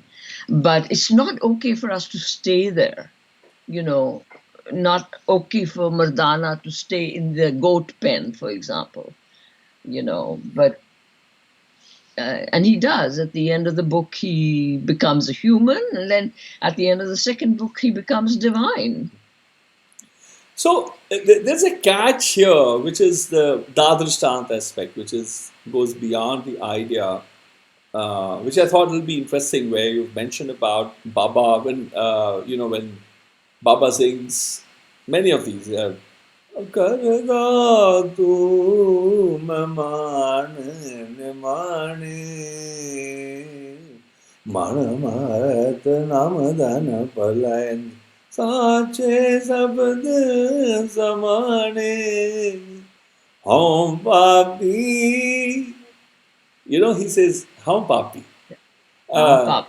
Tu pure ho, you know. Tu nirmal nirankari. He says, har ras, etc. So he says, I am the sinner, I am the inept, I am less than your absolute, and so on and so forth. Yes. But the idea where, which is interesting for me, as I find, is that he's talking about man. How is the ego, is the I. When there is jab hum hote tab tu nahi, ab tu hi main nahi. As Kabir Sahab also says that as long as I was there, you weren't. As Baba Thakurji also says very beautifully, he says that Parmeswar or Alamiya is like the sword in the scabbard. You can't be two swords; it's only one in a scabbard. So that the Alamiya, if you say if your eye is in the scabbard, then he says, I'm sorry, I can't fit in. I'm the sword that can only fit in if there is no eye. There can be two entities within that. So the idea where I am taken by the songs of Baba Nanak, I'm a big fan of his, is where it's someone who has transcended the idea of the I, of being separated. Like one of the great mystics shared with me long time ago that Nanak, the term is like if you do a sandhi of this, if you split the words, it's na anik, the none other. How I translated it as na anik, the one who is no longer separated, who is one with the one. It's not separated no more. So the idea where the duality is no more, but who's worse with the idea of being separated? Because he sees everyone. He's the Antaryami Nanak. He sees what the fears are. And wherever there is the मैं, there is not the tu, or there is not the apa, where there is apa parka, where there is mine and thine, which is mine, and where is the idea of grabbing, of abuse, as I sometimes use the term in this manner, in this case. Is where Baba Nanak is able to respond to that, and is able to remind the fissure that there is, the gap that there is between how we construct, how we create a tada of what is mine and where what is my comfort zone, and the fear of the other side, where I would lose everything. I think I would lose everything that there is, where there is no confirmation of that. I think Baba is able to strike that. Yeah. It's like Mardana becoming a goat, I mean, it's literally, and then he realizes that I'm going to stop becoming a goat. I'm going to stop going meh, meh, meh. I'm going to go toon, toon, toon, and so it's very rich field. A very rich field. I just wanted to just my second book is really about, when I'd finished writing the Singing Guru, I realized that I didn't have enough female protagonists. So I wanted to write about Mata Sulakhani. I wanted to write about Bebe Nanki. I wanted to write about Pai Lena's daughter, Bibi Amro. Yeah. I wanted to write about Nihali, who gave Guru Lena shelter when he ran away, when Guru Nanak's sons were giving him a very hard time, And so so I wanted to make this a very feminine-centric book. And so I... so I'm just going to... But there is, again, I think there is because you're writing, I mean, there are certain aspects which are written and somehow they were written from multiple perspectives, right? The tale that there was of written at that time by Baba Siri Chand and Lakshmi Chand, the sons of Baba Nanak, there was a story that they were telling. It's like multiple accounts, right? Different stories. Like Trump has an idea of what his election is, that I won, where it's clearly lost.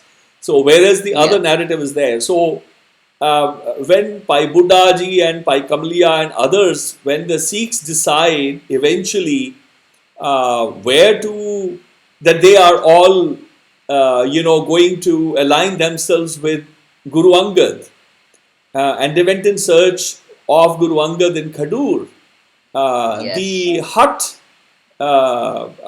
makeshift hut where a warrior a warrior Sikh of Guru Nanak, who was a constructor, a builder, and a musician, calligrapher, where they knock on the door, Bhai Kamla took Bhai Buddha and everybody else to find where Guru Angad is.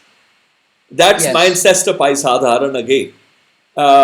And he's the one who opens the door, who knew where Guru Angad is, because he has created the security cordon around him.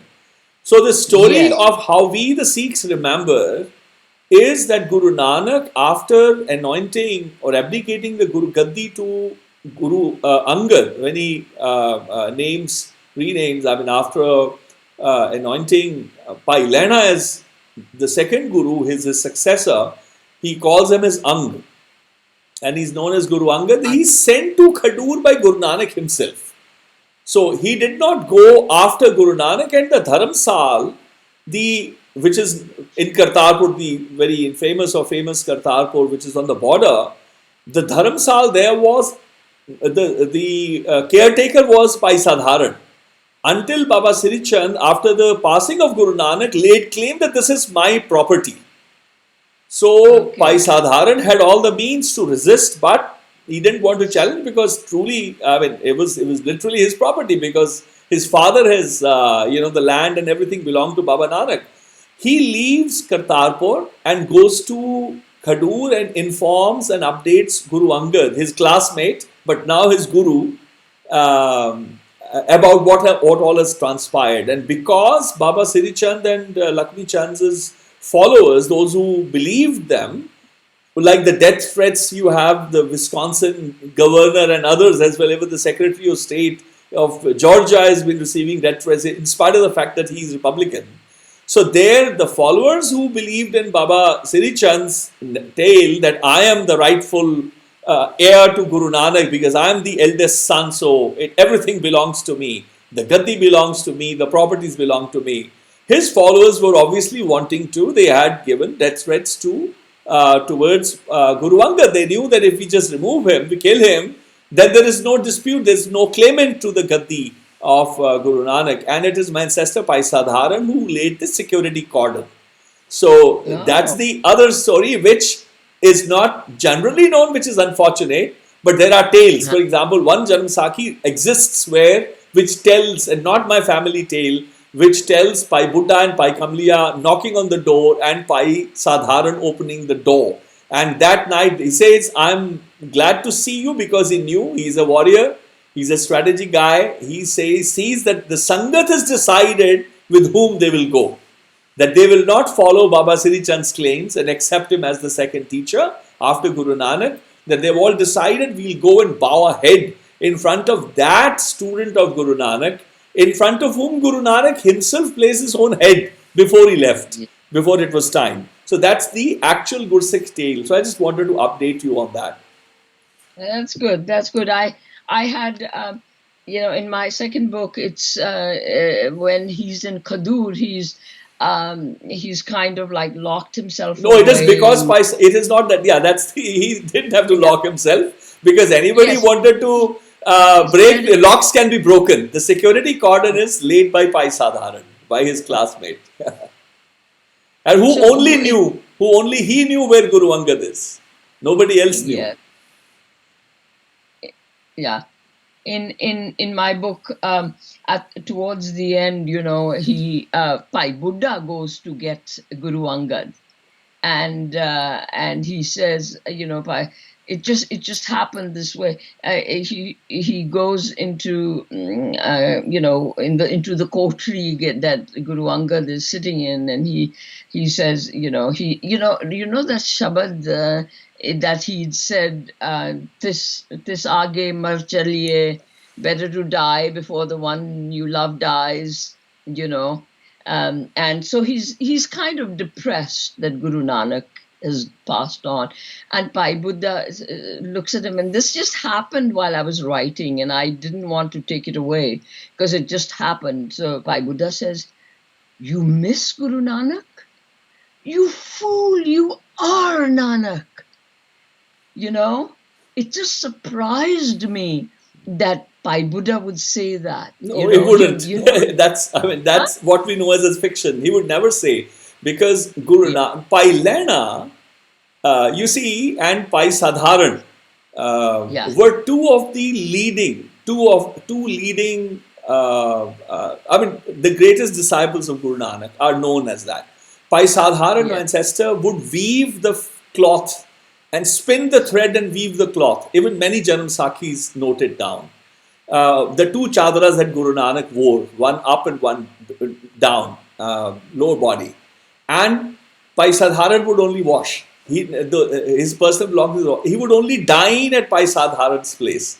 There is the Janam Sakhi in which the mother of Bhai Sadharan, my ancestor mother, that is my great ma, she complains when Baba Nanak is about to leave. She said, "But you promised that you will eat dahi bhalle."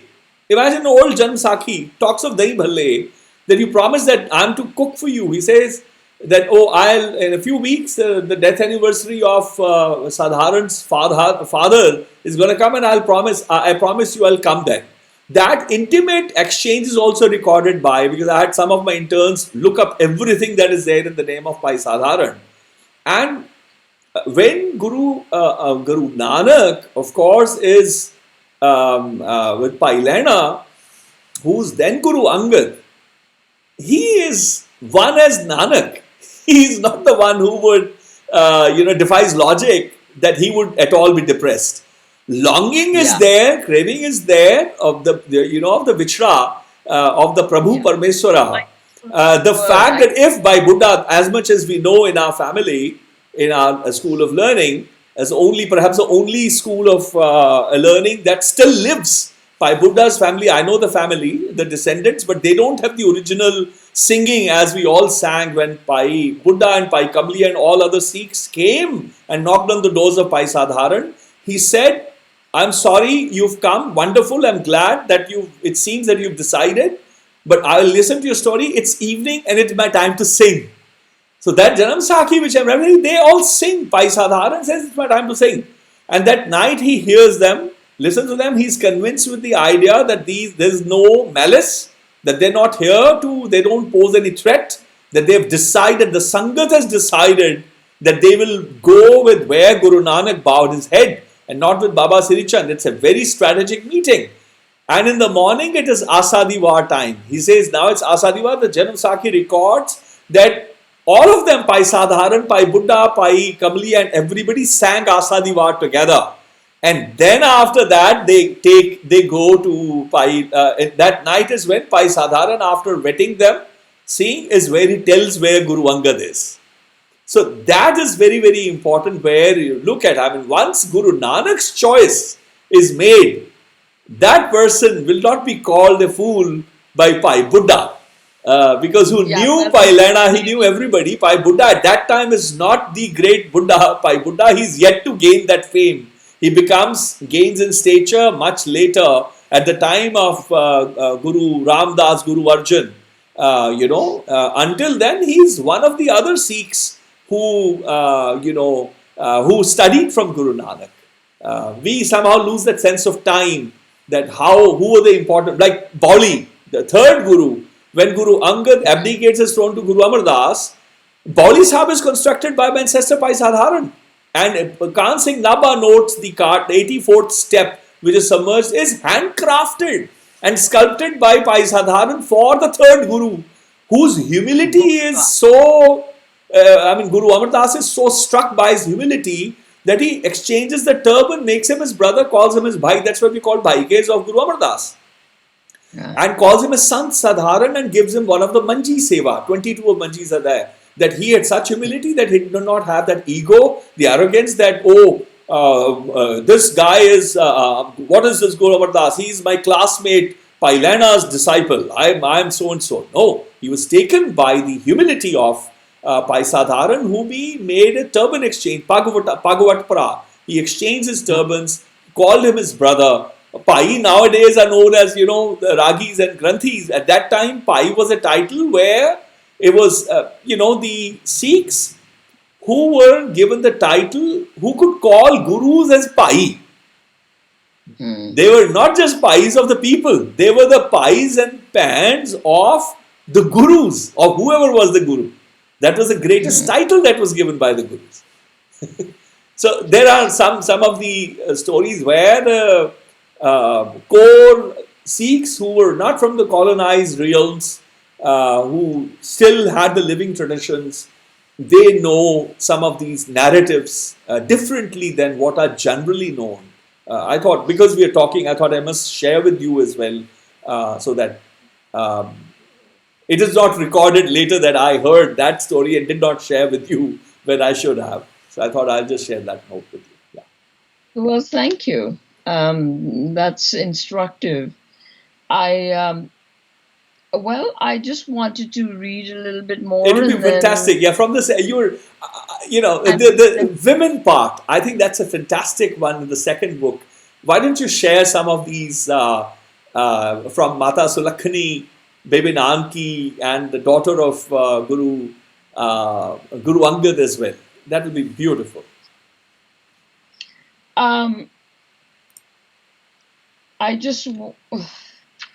Okay. I'm going to read a little bit from the preface, and then I'll read a little bit from the chapters. There are many hints and accounts of Guru Nanak's life of Mata Sulakhani being a shrew. As the invented character Shaitani, I've invented some characters also, says at one point in the book, shrews are made, not born. We have to remember the consequences of on Guru Nanak's wife of his being an absent husband and father. He's been away for a long time. So, for many years while he was on his udasis or journeys, for those years, Sulakshmi was a single mother. Guru Nanak's absence impacted their children as well, one of whom, Baba Sri Chand, was brought up by Guru Nanak's sister, Bebe Nanki. We know from advances in psychology and from sheer common sense that this arrangement must have had emotional consequences for all involved. If we are to bring history up to date, make it relevant for ourselves, we need to see it in the light of contemporary insights, still quite limited about human nature. Simply put, Guru Nanak's journeys and his invaluable and lasting message had its casualties. This is not a criticism of Guru Nanak, who had to follow his own path in order to leave humankind the message that has resounded for 5.5 centuries and will continue to do so till the end of time. It is rather a recognition of the fact that one person's destiny impacts another's. So, so I talk about the feminine question, which is the feminine question cannot be raised without dealing with the question of patriarchal concepts of God in most religions. The human tendency to anthropomorphize and personify in terms of race and gender, comforting as it may be for many, has the inherent peril of misrepresentation. Personification of the energy we call God, so necessary for self-bound humanity, is not only erroneous but dangerous, without the understanding that it is only a convenient representation of the inherent mystery, awesome energy and power we sense all around and within us. And it's evidence of this falsification, misrepresentation that plays out in all political and socio-political stages. So I say failure of language is and the inadequacy of translation are mainly to blame for our images of God as male. Language is not only an expression of thought, it influences thought, and thereby our realities, culture, social and political thought and structures. Gurmukhi uses far fewer words than English, which is heavily dependent on all sorts of pronouns, specifically personal pronouns like he, she, it, possessive pronouns. No gender-neutral pronouns exist for those energies that have no gender. That's why it's all translations, God as he. And then I go on to say how in the Japji, Guru Nanak sings the universal feminine energy 3 times. And he talks about Mother Parvati, and the mother generated the gods. And, he mentions the female energies in the Japji. So I'm going to read a little bit from a scene between Mata Sulakshmi and Bebe Nanki. I had a lot of fun writing these scenes from the women's point of view, It is good. This is Mata Sulakshmi speaking. She says, "It is impossible to be the wife of a guru. You have to live up to his standards, become what he wishes you to be when you're made very differently, talk sweetly when what you really want to do is bark." So she's a woman who wants to, she's just a regular woman, So anyhow, and she is very annoyed that, Guru Nanak had only taken 3 peras around the fire when Guru Nanak pulled her away, right? Because he says, I want to marry you with all of nature's witness. What is fire, right? So he goes, and she says, she says to Bebe Nanki, "You were there at the wedding and saw how he made me the butt of jokes when he took only 4 peras around the fire and stopped the ceremony. I think it is because he didn't want to get married from the start." Of course, she's got her own inferiority complexes. And And Baby Nanki says, Bhabhi, you're so wrong. And she says, yes, I'm always wrong and everyone else is always right. And Baby Nanki says, Nanak's quarrel was with the ceremony itself. He wanted the whole universe to witness your wedding, not just fire. Virji had said, I marry her with all of nature as my witness. He did the same thing during his Janeo ceremony, right? The Pandits were all there, the goats had been sacrificed, the guests had arrived, and he refused to wear it. They're all just meaningless rituals, he said. That's a beautiful, I mean, that part where actually he put the Eka, he drew Eka on the ground, the numeric one. And he instead he says, that's my witness. The one Karta is my witness, who's the creator of all the elements. Beautiful, Hanji. But she's very human. So she says, I'm the one who had to suffer the ridicule of the entire village. She's marrying a madman. She's marrying a madman, they said. And when he went off on his journeys with Mardana and left me all alone in Sultanpur without a roof over my head, with 2 little boys to take care of and feed, with everyone whispering, he's left her, he's left her. How do you know what I felt? Only my heart knows, and it will shout and scream its story when it bursts in the fire of my pyre, and the whole world will hear what happened to the Guru's wife, right? So, as a writer, it's very important for me to have all sorts of characters, the whole gamut, the whole spectrum of people, and it's very important for me to have the feminine point of view. So I just wanted to say that, and then I could read Mardana's death scene, and then we can wind up. Yeah, but there is also the idea in time when we go, because I have not read your second work. Sultanpur Lodi is an important place. The governor of Lahore, Daulat Khan Lodi, who's the maternal uncle of the the emperor of India at the time, Ibrahim Lodi. He's also there. So Lahore and Sultanpur Lodi are very, very important places where Guru Nanak is. Yet, later on, of course, Sher Shah Suri, when he comes, he makes that a Pakka, that National Highway 1, which is there from the old, before the British came, because Lahore was different.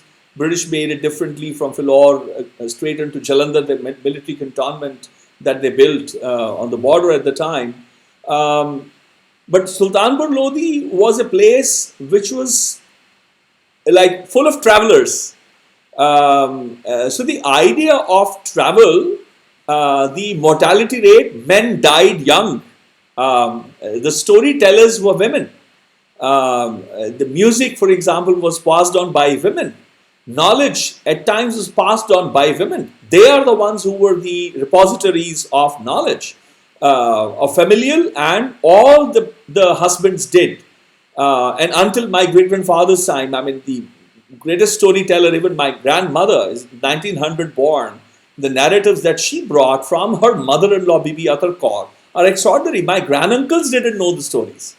So by Avtar Gurcharan, they knew it's been there from Guru Gobind's time, etc. But the number of generations is my grandmother, who knew that Baba Jwala Singh was the ninth generation until his father, and he was the 10th generation. It's my grandmother. So the idea, I think, the travels of Guru Nanak, the fact that he's already had udasis, does it figure that idea of mortality within your writing? Do you deal with that aspect? That, attacks happened, invasions happened, people fought. The best career to have was in the military, because you could have a big share of the loot and the plunder, or you could be be a salaried person. And how do you weave that? For example, what happened in... Can you make the computer go pan to the right again? It is just pan to the left. Just the screen. Yeah, that's good. That's good. Thank you. Okay. So, I do include some of the history in the second book. And what was that place where Babur sacked?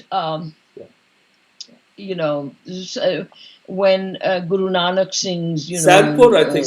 Ate maar pe Ahmedabad, kurla- yeah, something like that. Ati bar pe kurlaane, thank you, Dard na aaya, yeah. yeah, so that's part of this, and there's history is included in this book as well. So, and it carries forward. You're talking about women, but there's still a lot of work to be done where women are concerned. I mean, look at the playing field is not level for women. Like, look at we need more female voices in Sikhism. We need more. We need singers. We need our kirtanyas. We need to. I mean, our gurus did. Why are we shying away from it? Do you deal with the idea of Guru Nanak's being the first voice of who talks of hierarchy in the sense that Pandjamiya, Pandimiya, Pandmangan, Vyao?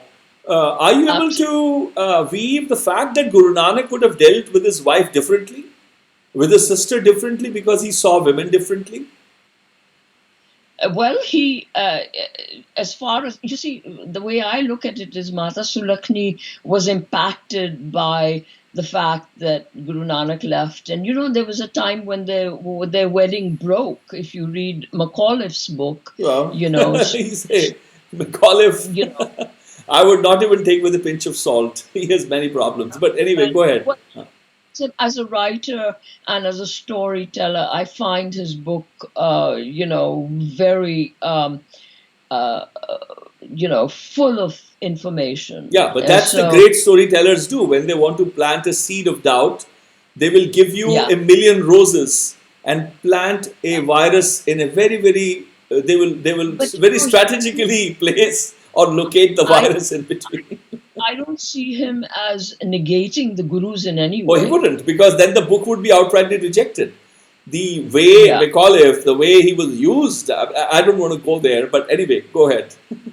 Anyhow, for it was potent material for me as a writer. So, and I'm sure that we can have this conversation for another couple of hours as well. But I see, and Guru, I really know in my heart that Guru Nanak and all the gurus treated the women with utmost respect. But the female question is very long standing, Bhai Baldeep. It's not recent, and it's not.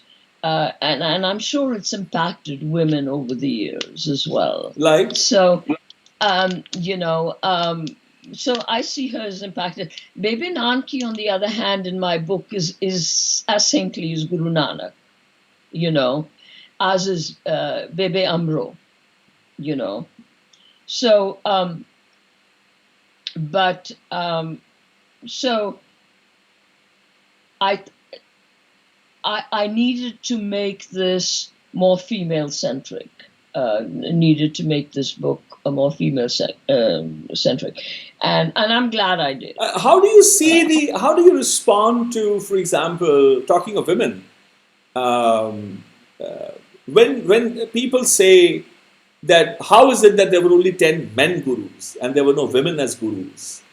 How do you see that question? How do you respond to that? Well, I'll tell you what. I think that when Guru Arjan was compiling the Granth Sahib, I believe the question of including some female saints came in, and like Mirabai, for example, and the objection was that they worship God in the Swargun roop, and my quarrel is that we have many shabads of God in the Swargan. Kab gal lavenge, Neelkant Banwari, there's a lot of evidence from the Granth Sahib. Even the fact that we worship the Guru Granth as a deity, shows us that we have Swargan Roop worship in Sikhism. Let us not deny that. But that is now, no? People have turned. But at Guru Sahib's time, it is not there.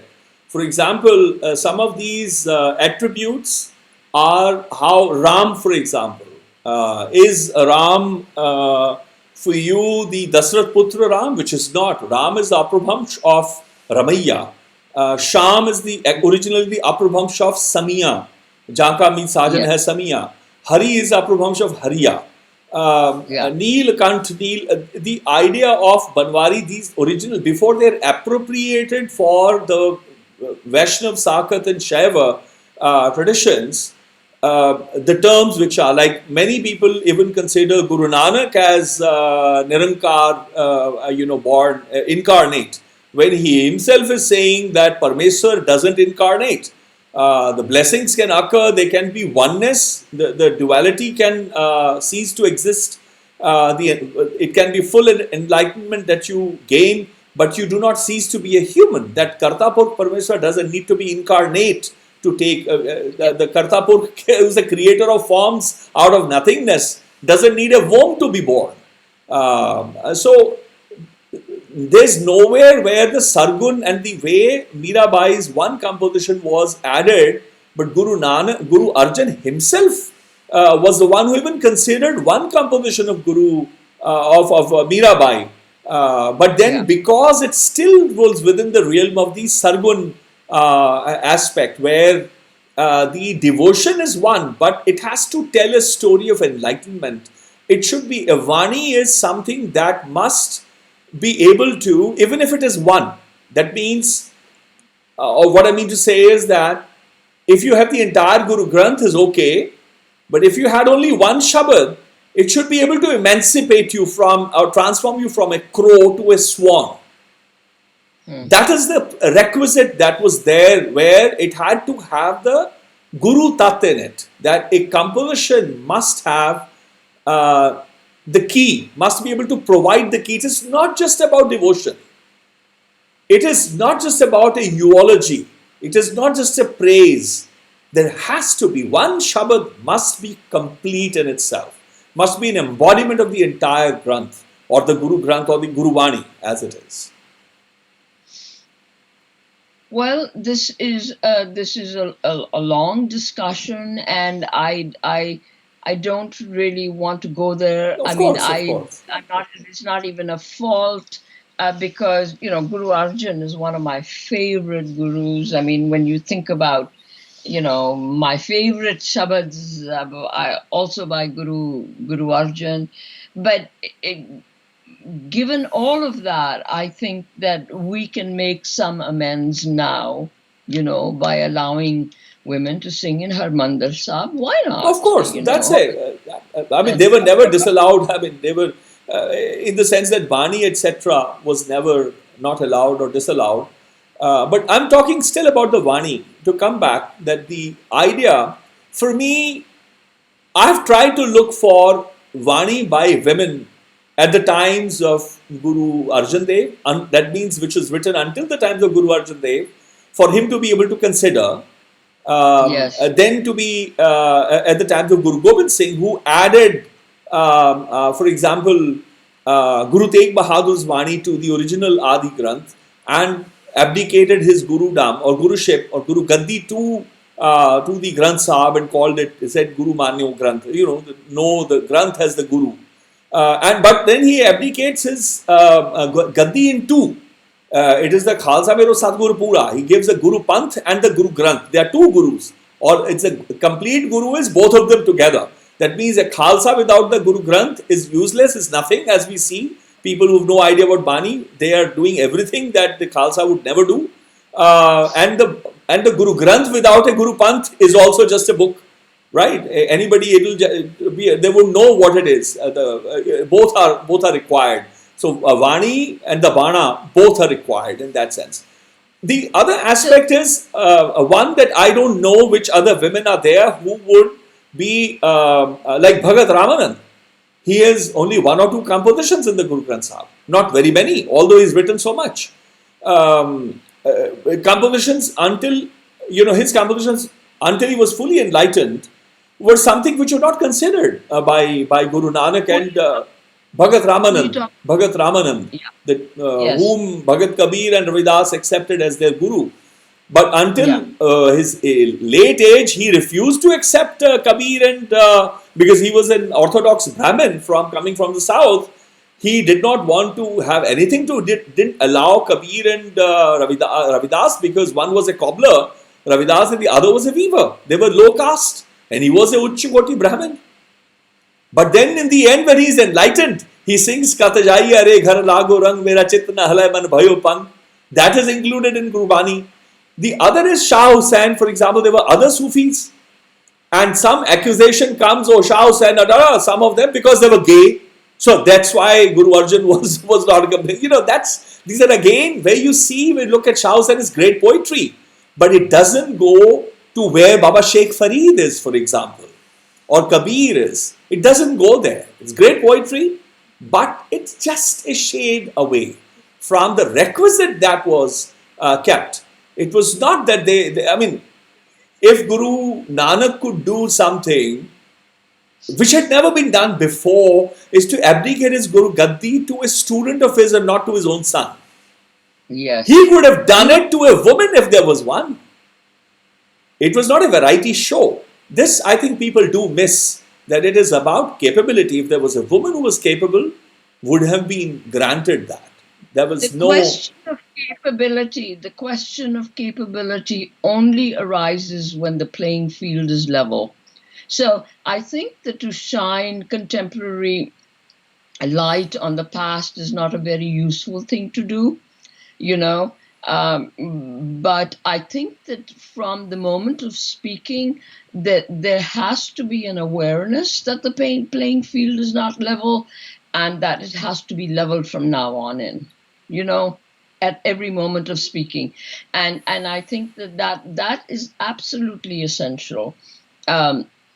I feel strongly about that as a woman, although I think that, gender, there is something about gender, but in the human sphere, gender counts for something. And especially if politically, socially, with justice, there's any danger of discrimination, So I think that goes with our gurus. It goes with ache, with ache, and that stratifications of all kinds, have to be seen with that one lens of ache. So, that's wonderful. I'm glad we touched that. So let's come to some of the, you were about to read something, and then I want you to tell also about the recent news about the Netflix thing. Why don't you tell that first before we read some, and then we end the session after that? Yeah. I may not have time to read, but my book, Ganesha Goes to Lunch, has been optioned by a director and producer, a Hollywood guy, an American guy who has got a writer from Bollywood who's living in LA. So they are we are meeting once a week via Skype to kind of come to a consensus about the plot and the narrative and how the stories from the book are going to fit in as a sort of series for one of the broadcast networks like Netflix or Amazon. That's fantastic! Congratulations! That's absolutely. So that's a lot of fun, and it's I've surrendered control to these two people who I find very capable. I see. And I'm just there as an advisor, and when we actually get down to writing, I'm going to contribute to it. And good. So now, why don't you share something from Ganesha's? That's your recent work. No. That was my first book to be published in 2000. I see. That one, Ganesha. I thought it was your recent work. And it's still in print. It's still in print in India, doing very well in India, and it's doing very well here. as well. So I mean, it's still, it's not remaindered. It's not out of print. कुछ It's सुनाओगे ਉਹਦੇ still. ਚੋਂ? I don't even have the book I with see. me, but my father told me some stories from Pai Gurdas, for example, which are in the book. About Sudama. I see. Sudama's great love for Krishna, for example. He doubts. So they were childhood friends, and then Krishna goes on to become the Lord of the universe, and he's just a human, a poor human. And that I've told that story. He's afraid. He says, maybe Krishna's forgotten me. I'm just, and that whole journey about how his wife encourages him. There are a lot of female characters, and because Hinduism has a lot of has a lot of I've got a lot of flack from Sikhs for writing this book. It's like, I you're a see. Sikh, what are you writing about Hindu devtas and devis? But everything or everything in the human realm is a symbol. It is not, the Devis and Devtas. You were reciting Guru Gobind Singh's, but Chittar Natak, you were reciting, that I made Devis and Devtas and they became gods in themselves. They are only symbols. They are masks. They are human, just like bodies. They sadi devi te ek kisam di mask and symbol hai gaya.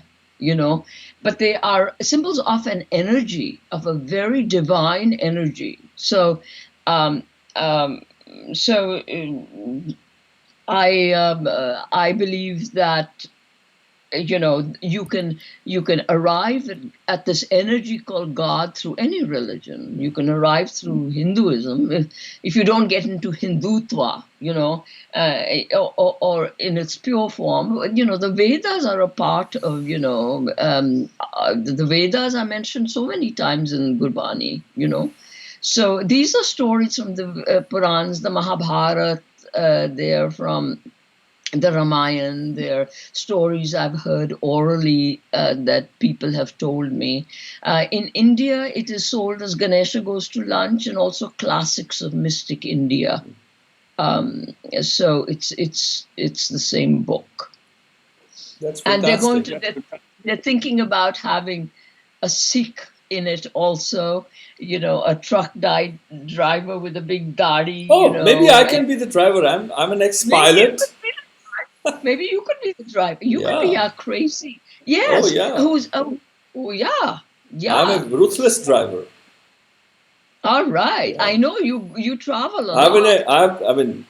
Confession. I've driven a Porsche at 160 miles an hour in Massachusetts, and I only slowed because my turbine was about to fly.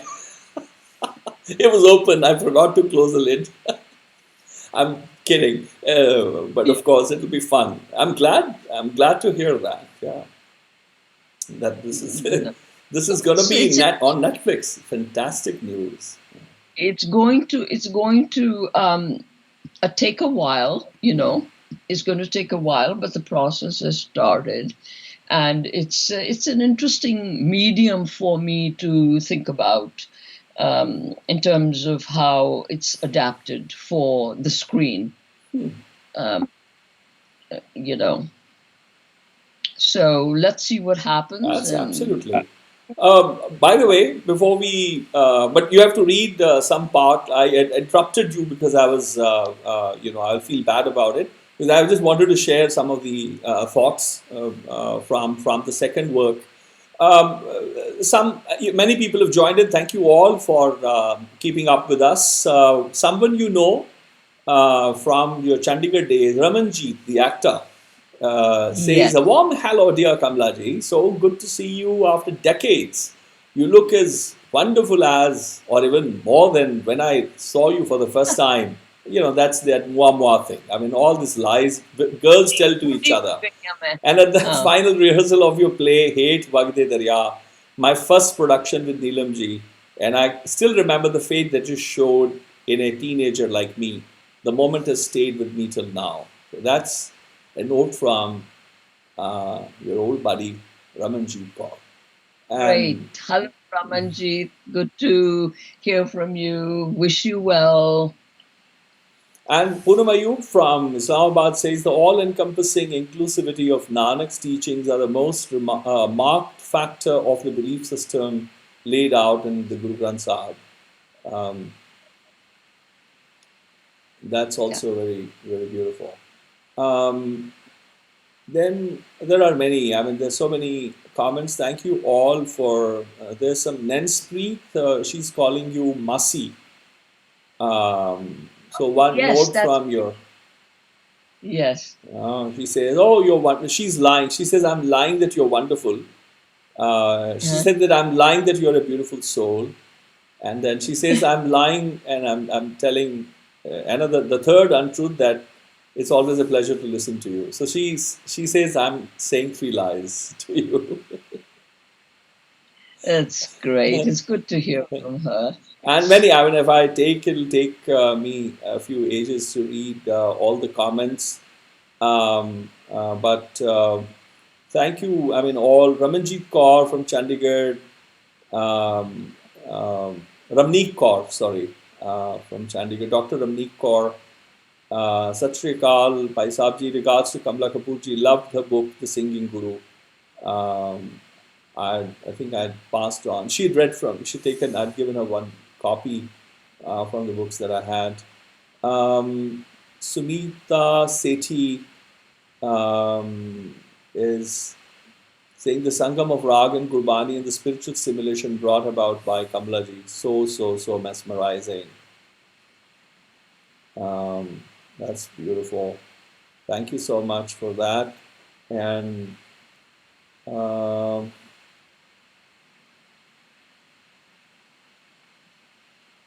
so she continues. Sumita Sethi says, "Thank you for introducing us to Kamla ji, who lives so close to us.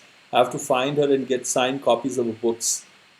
Sadly, have to go to work." Oh, I see. She would have had to leave. I'm sure she will connect with you later on.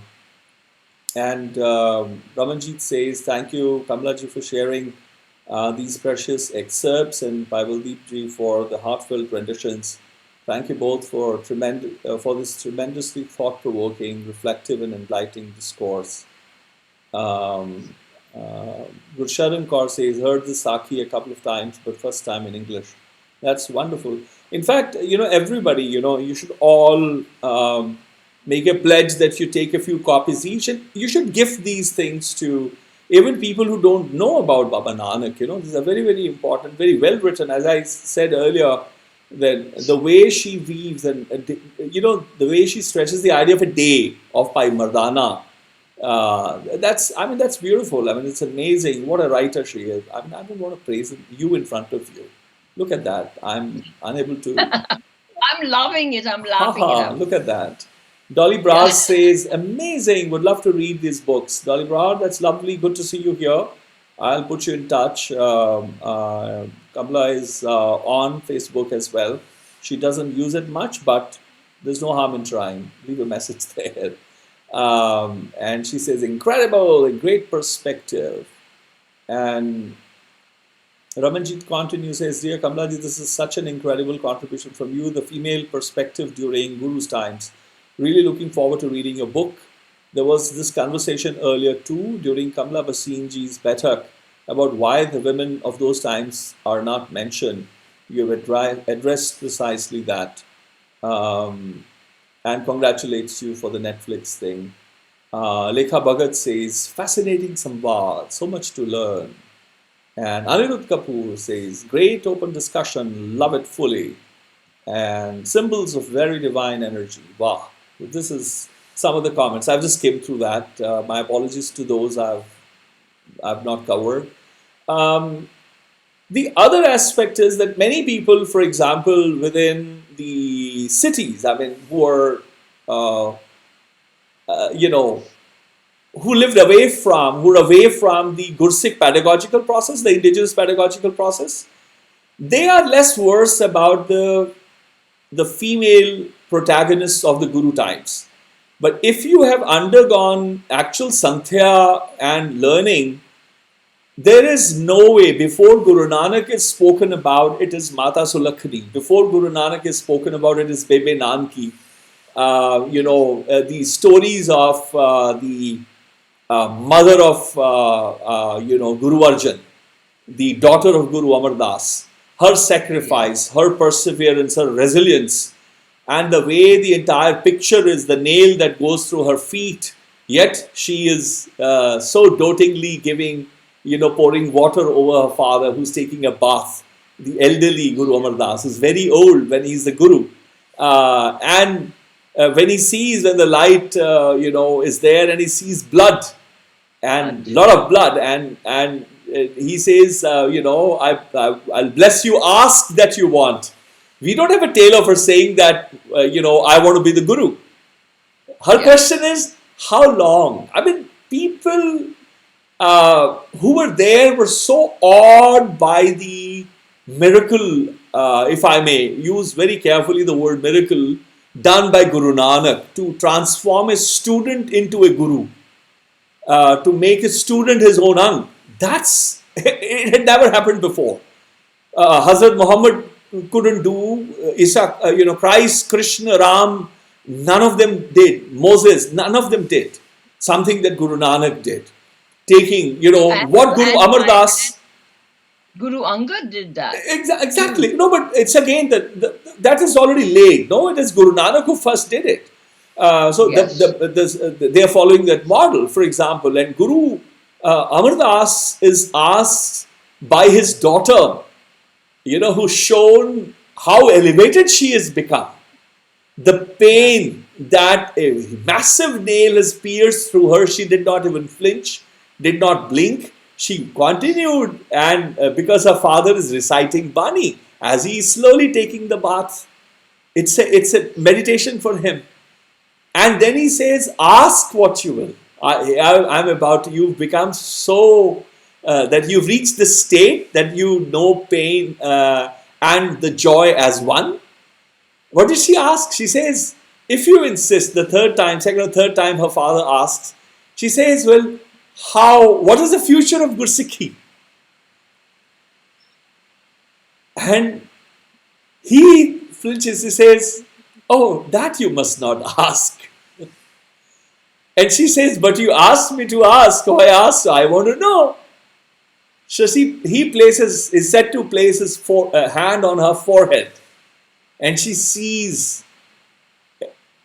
a Guru, the Nanaki, Jama, without the face or anything, the martyrdom of Guru Arjan. She sees the swords of Guru Hargobind. Wow, what a story. The beheading, the activism of Guru Tegh Bahadur, who did not wear a janeu, who did not sport a tilak, who did not follow a Vaishnav, Sakat, Shaiva, Tantric, Jogi, Chati orders, but who gave his life to protect them. She sees the martyrdom of the 4 young children, and then she has tears flowing from her eyes, and then Guru Amar Das takes his hand off. Wow. He says, oh, I told you it's painful. You insisted you want to see. And she says, so much pain, so much destruction, so much sorrow, so many tears. He says, I told you not to ask me that. She says, you asked me to ask you for something. He says, yes, so ask my daughter. She says, may you bless me that all the sorrow that you've showed me may only befall my womb, not any other woman's womb. I mean, these are the stories we have grown with. I have one regret in life after you've told me this story. That is, I'm not immortal and I can't finish all the stories. But before Kamla ji, if I may just request you for one, just to pause your thought for others who've not heard the story, that, Guru Amar Das's daughter, when there was time to look for a groom, Guru Amar Das's wife is insisting it is time to look for a groom for your daughter. He says, what kind of a boy would you like for your daughter? So she sees a very, Jetha who's doing the seva all dirty at the Bauli. Bauli is being, he says, someone like him. He says, there was only he like him. He says, hey, you come here. What's your name? He says, where are you from? Just so that his wife could hear. And he says, well, I accept you as my son-in-law. Would you be kind enough? Would you accept the hand of my daughter? That is how he, talking of serving the underserved. And he's lived as an orphan as if, born in Chuna Mandi, Lahore, is the fourth. And look at his work. If you want to look at if Guru Amar Das made a mistake, then you look at him. Mere man sev safal har ghal, hari gurmukh ghar taksal, le gurpagarin rawal, hari ho kirpal, hamare gun, he says,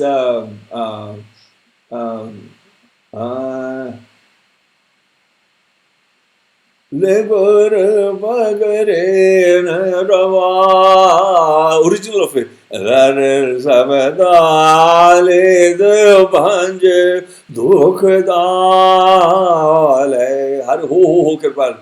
Hari का ग्रह हरि आप सवारे हो, हरि रंग रंग पहल बेअंत लाल लाल हर लाल, हर अपनी कृपा करी आप ग्रह आए हो. हरि का ग्रह हर आप सवारे हो, हरि रंग रंग रंग महल बेअंत लाल लाल हर लाल, हरि अपनी कृपा करी आप ग्रह आए हो. मेरे मन, this constant, that's that poor boy who was blessed by Guru Amar Das, and then because of his merit is granted the Gaddi. But then Guru Arjan, who's martyred, boiled in a huge cauldron utensil, that big kadaha, made to sit on a plate, the first martyr. That is the son of that daughter of Guru Amar Das. I mean, the contribution of the role of women in Gursikh, if you're versed with the Gursikh histories, you cannot know them from whatever is taught in the cities or the trickle down of what Sikh narratives are in the cities, etc. In the modern world, and then somehow we think that the gurus or somehow women were deprived in those times. Please continue. You were saying something. Well, I was just saying that, my big regret is I'm not immortal. I would have liked to have written 10 more books on the Sikhs, Sikh history.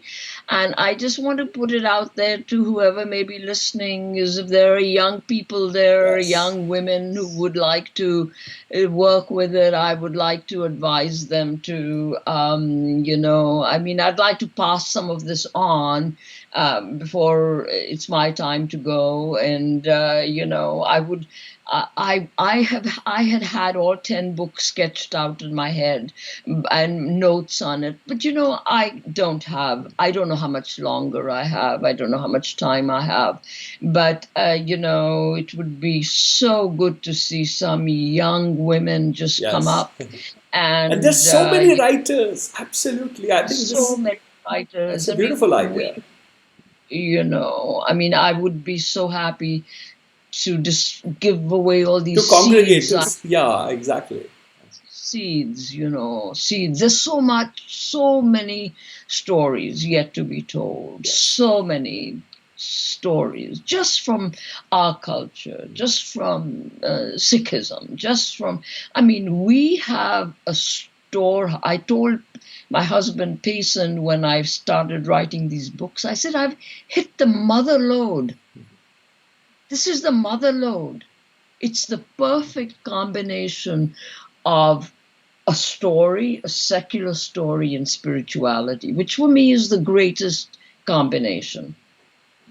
A good story and all my writing is that also gives guidance, a good story that guides. That sums it up for my motto as a writer. It's beautiful.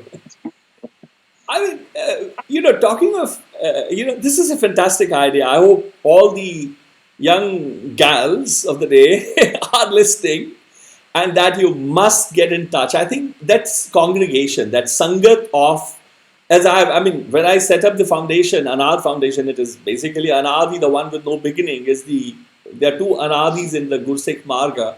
One is the creator, the Allah Miya, the Kartar. The other is Baba Nanak, who is the first Guru. There is no one before him.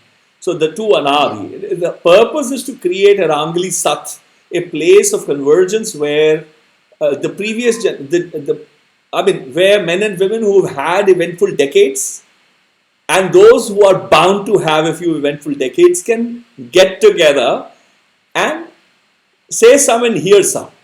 That's the point. Yeah. But then, talking of the gurus, there was one parak, one test, the testing that was done and education by the predecessor, like the one who is the guru who is testing his disciples, teaching and testing, teaching and testing, teaching and testing, until someone was found that, okay, now you're capable, here is the gaddi. But then there was a test done by the Sikhs. Again by women. Savai Raja Jai Singh of Amer, of Jaipur, is a Sikh. How many people remember that? He's a Sikh of the 6th Guru, the 7th Guru and the 8th Guru. But then Guru Har Rai, when he's 5 years old, 6, 7 years old, Aurangzeb wants to meet him, but he refuses the invitation. He doesn't want to meet him. But then Aurangzeb conspires because Raja Jai Singh, Savai Jai Singh, is he's a very massive cabinet position in the Mughal court. He is the king of Jaipur. He is asked by Aurangzeb that, well, you are a Sikh, you are associated with Guru Nanak's Gadi. I'm interested to look at this phenomenon of how could a 5-year-old be chosen in the Gadi of Nanak Guru. I want to meet this guy, this child, So everywhere Guru Harkrishan as a child is coming towards Delhi, he is being tested by the Pandit at Ambala. And then when he comes, everybody, Bangla Sahib. Bangla Sahib is the Bangla of Raja Savai Jai Singh. If you need a proof of what is Raja Jai Singh's house association with Guru Nanak, that he was a Nanak Panthi. So his wife, that's the house where Guru Harkrishan eventually leaves his body. But when he is about to approach, his wife, Raja Savai Jai Singh's wife, has doubt. Well, I don't think, I know Guru Har Rai, my Guru. How can this 5-year-old child be? I see she's the Maharani of Jaipur. I have seen kids, of all kinds. I've seen so many Swamis and Rishis and little children who are celibates and full of learning already who chant mantras. I can't believe, I think there's some mistake. So she says, I pray to Guru Nanak.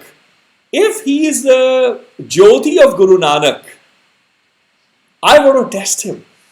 So, look at the Sakhi where he enters the mansion.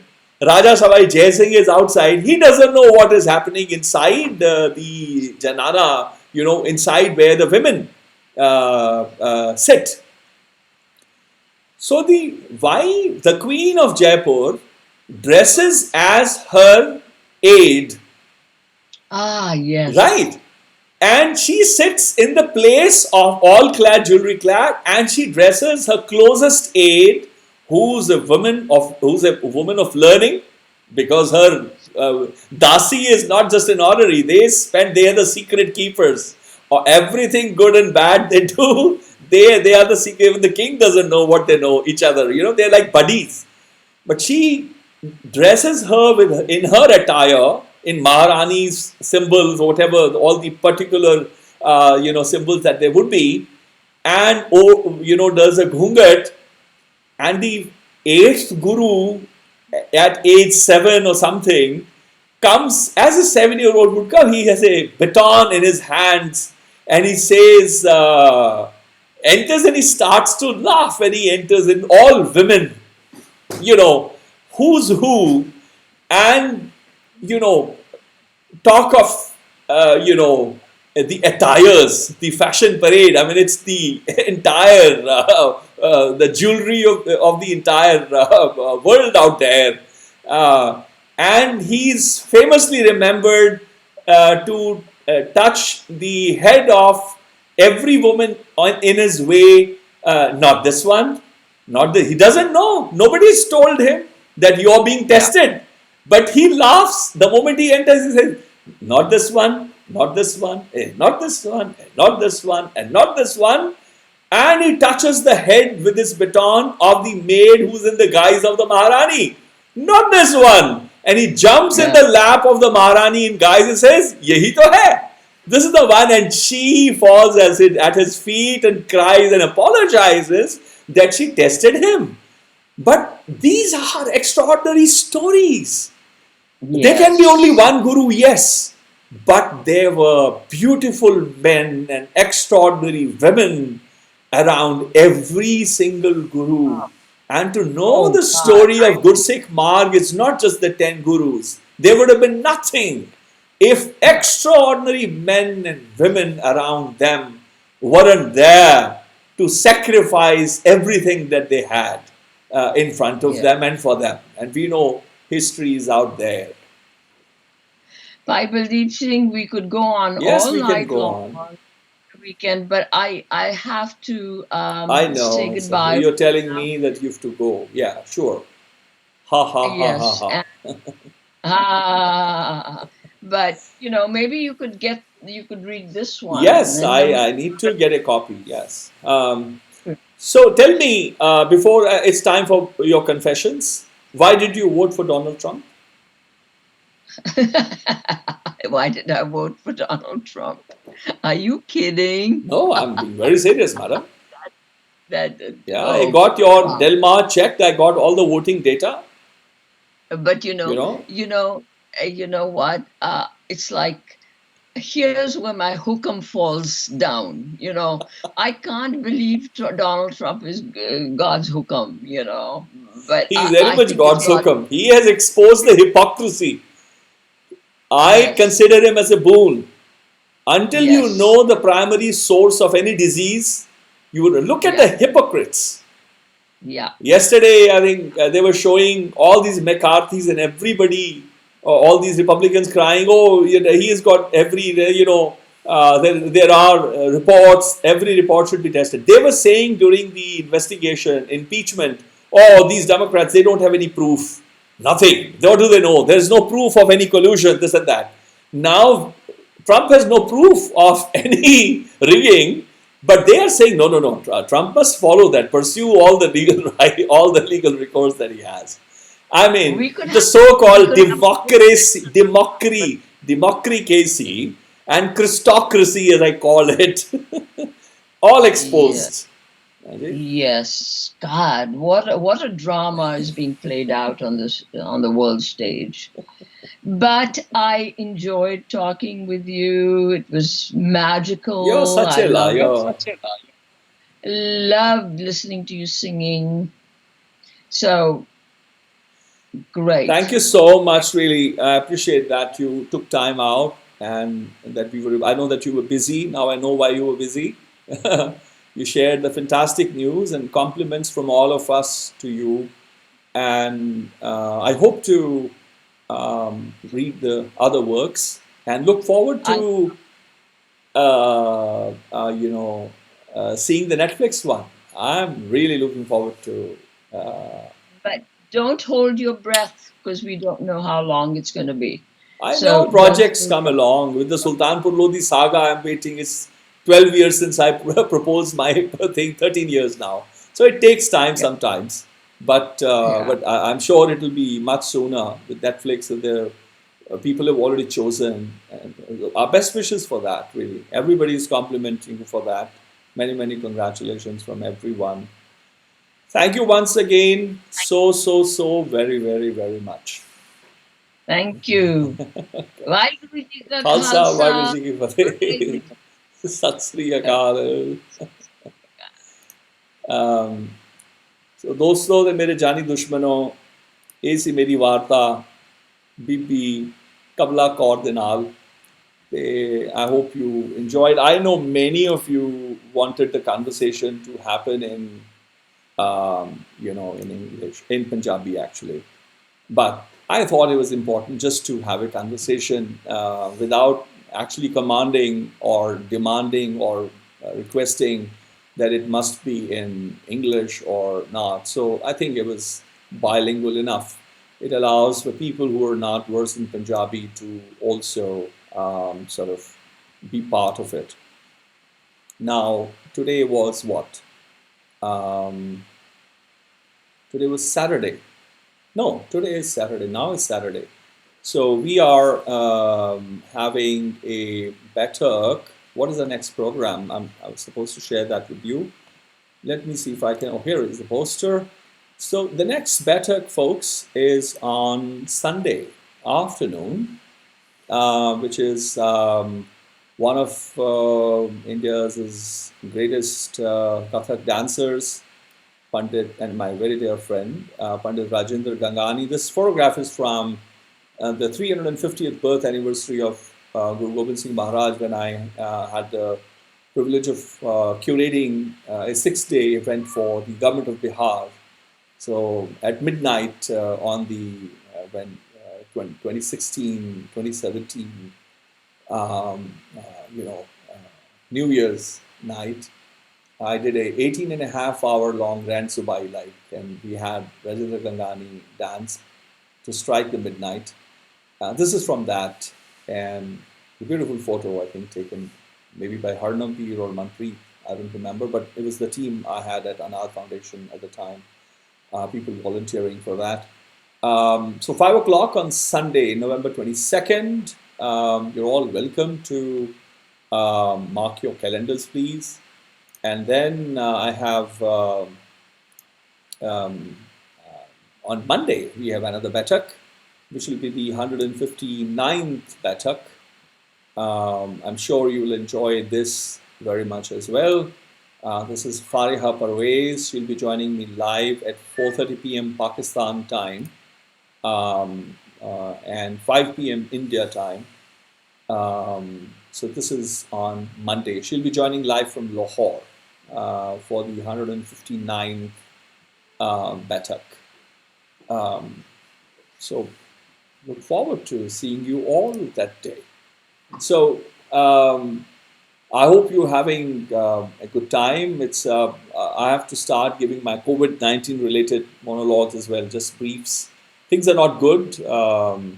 Things are getting bad. My brother-in-law in Italy is very serious. I think we may have as well lost him. His brain, Franco, is very dear. Loved guns. He had an amazing collection of guns. A keen photographer. He only spoke Italian, so with whatever little I could, I speak little Italian. But I enjoyed my association. I've known him for 26 years now. 3 days ago, he was taken unconscious. He did not respond to the phone call. So my cousin brother-in-law passed away 2 days back in Delhi. He was an ace photographer, worked for Films Division of India, and one of my first mentors in photography. I mean, I would show him, and he would give his responses to my first shoots in 93, 94, earlier 93 onwards when I came to Delhi. I stayed with him for several months before I hired my own. I took my rental. Bhupinder Singh Tillon, my cousin sister's husband, who herself is not in a good state. The entire family got COVID, and it was very unfortunate. My nephew, but he's also like a double relation, who's also an ace photographer, works for Indira Gandhi National Center for Art, Sarabjit Tillon. They are animal lovers. They have got, I don't know, a civilization of cats and dogs at home. There was a stray cat who was run over by a vehicle, and Sarabjit, my nephew and cousin, as I said, we're doubly related. But he's first my nephew and then my cousin, my sister-in-law's cousin. He saw a very badly injured cat and took the cat to the veterinary. He contracted COVID there, and the entire family eventually got it. So people, I just am trying to share that be careful. Be careful. Sometimes let go. If there are animals dying, it's hukum as well. But it does not mean that in trying to save, a stray aspect, call those who are there to be called, the animal, etc., etc. But do not risk. Unnecessary risk you shouldn't do. Don't play heroes. it's a sad time. We need to just lie low, um, to hang on for some time until the vaccinations are up there.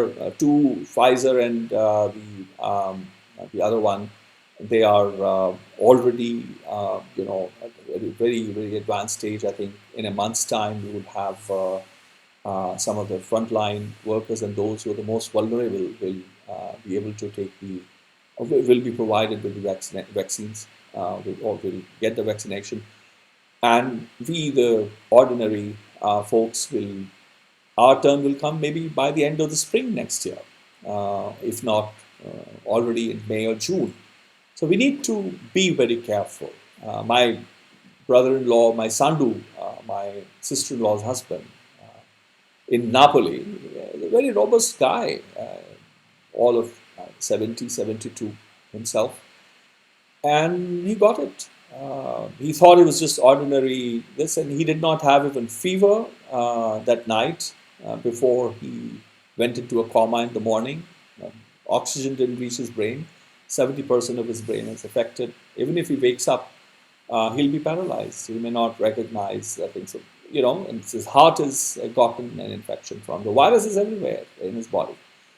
So it's time. Don't be a hero. Don't overplay your hand. Be measured. Exercise restraint. My prayers are there for you all. May you all be happy and very, very naughty. Be kind. Be gentle. Sing some and read some. And even watch some crazy movies, etc. I'll see you on Sunday at 5 p.m. Zindagi Rahida. Time willing, if I'm still alive and kicking. I will see you on Sunday at 5 p.m. Until then, be beautiful, people. Sat Kartar, Khuda Hafiz, Vaheguru Ji Ka Khalsa, Vaheguru Ji Ki Fateh, and a very good night.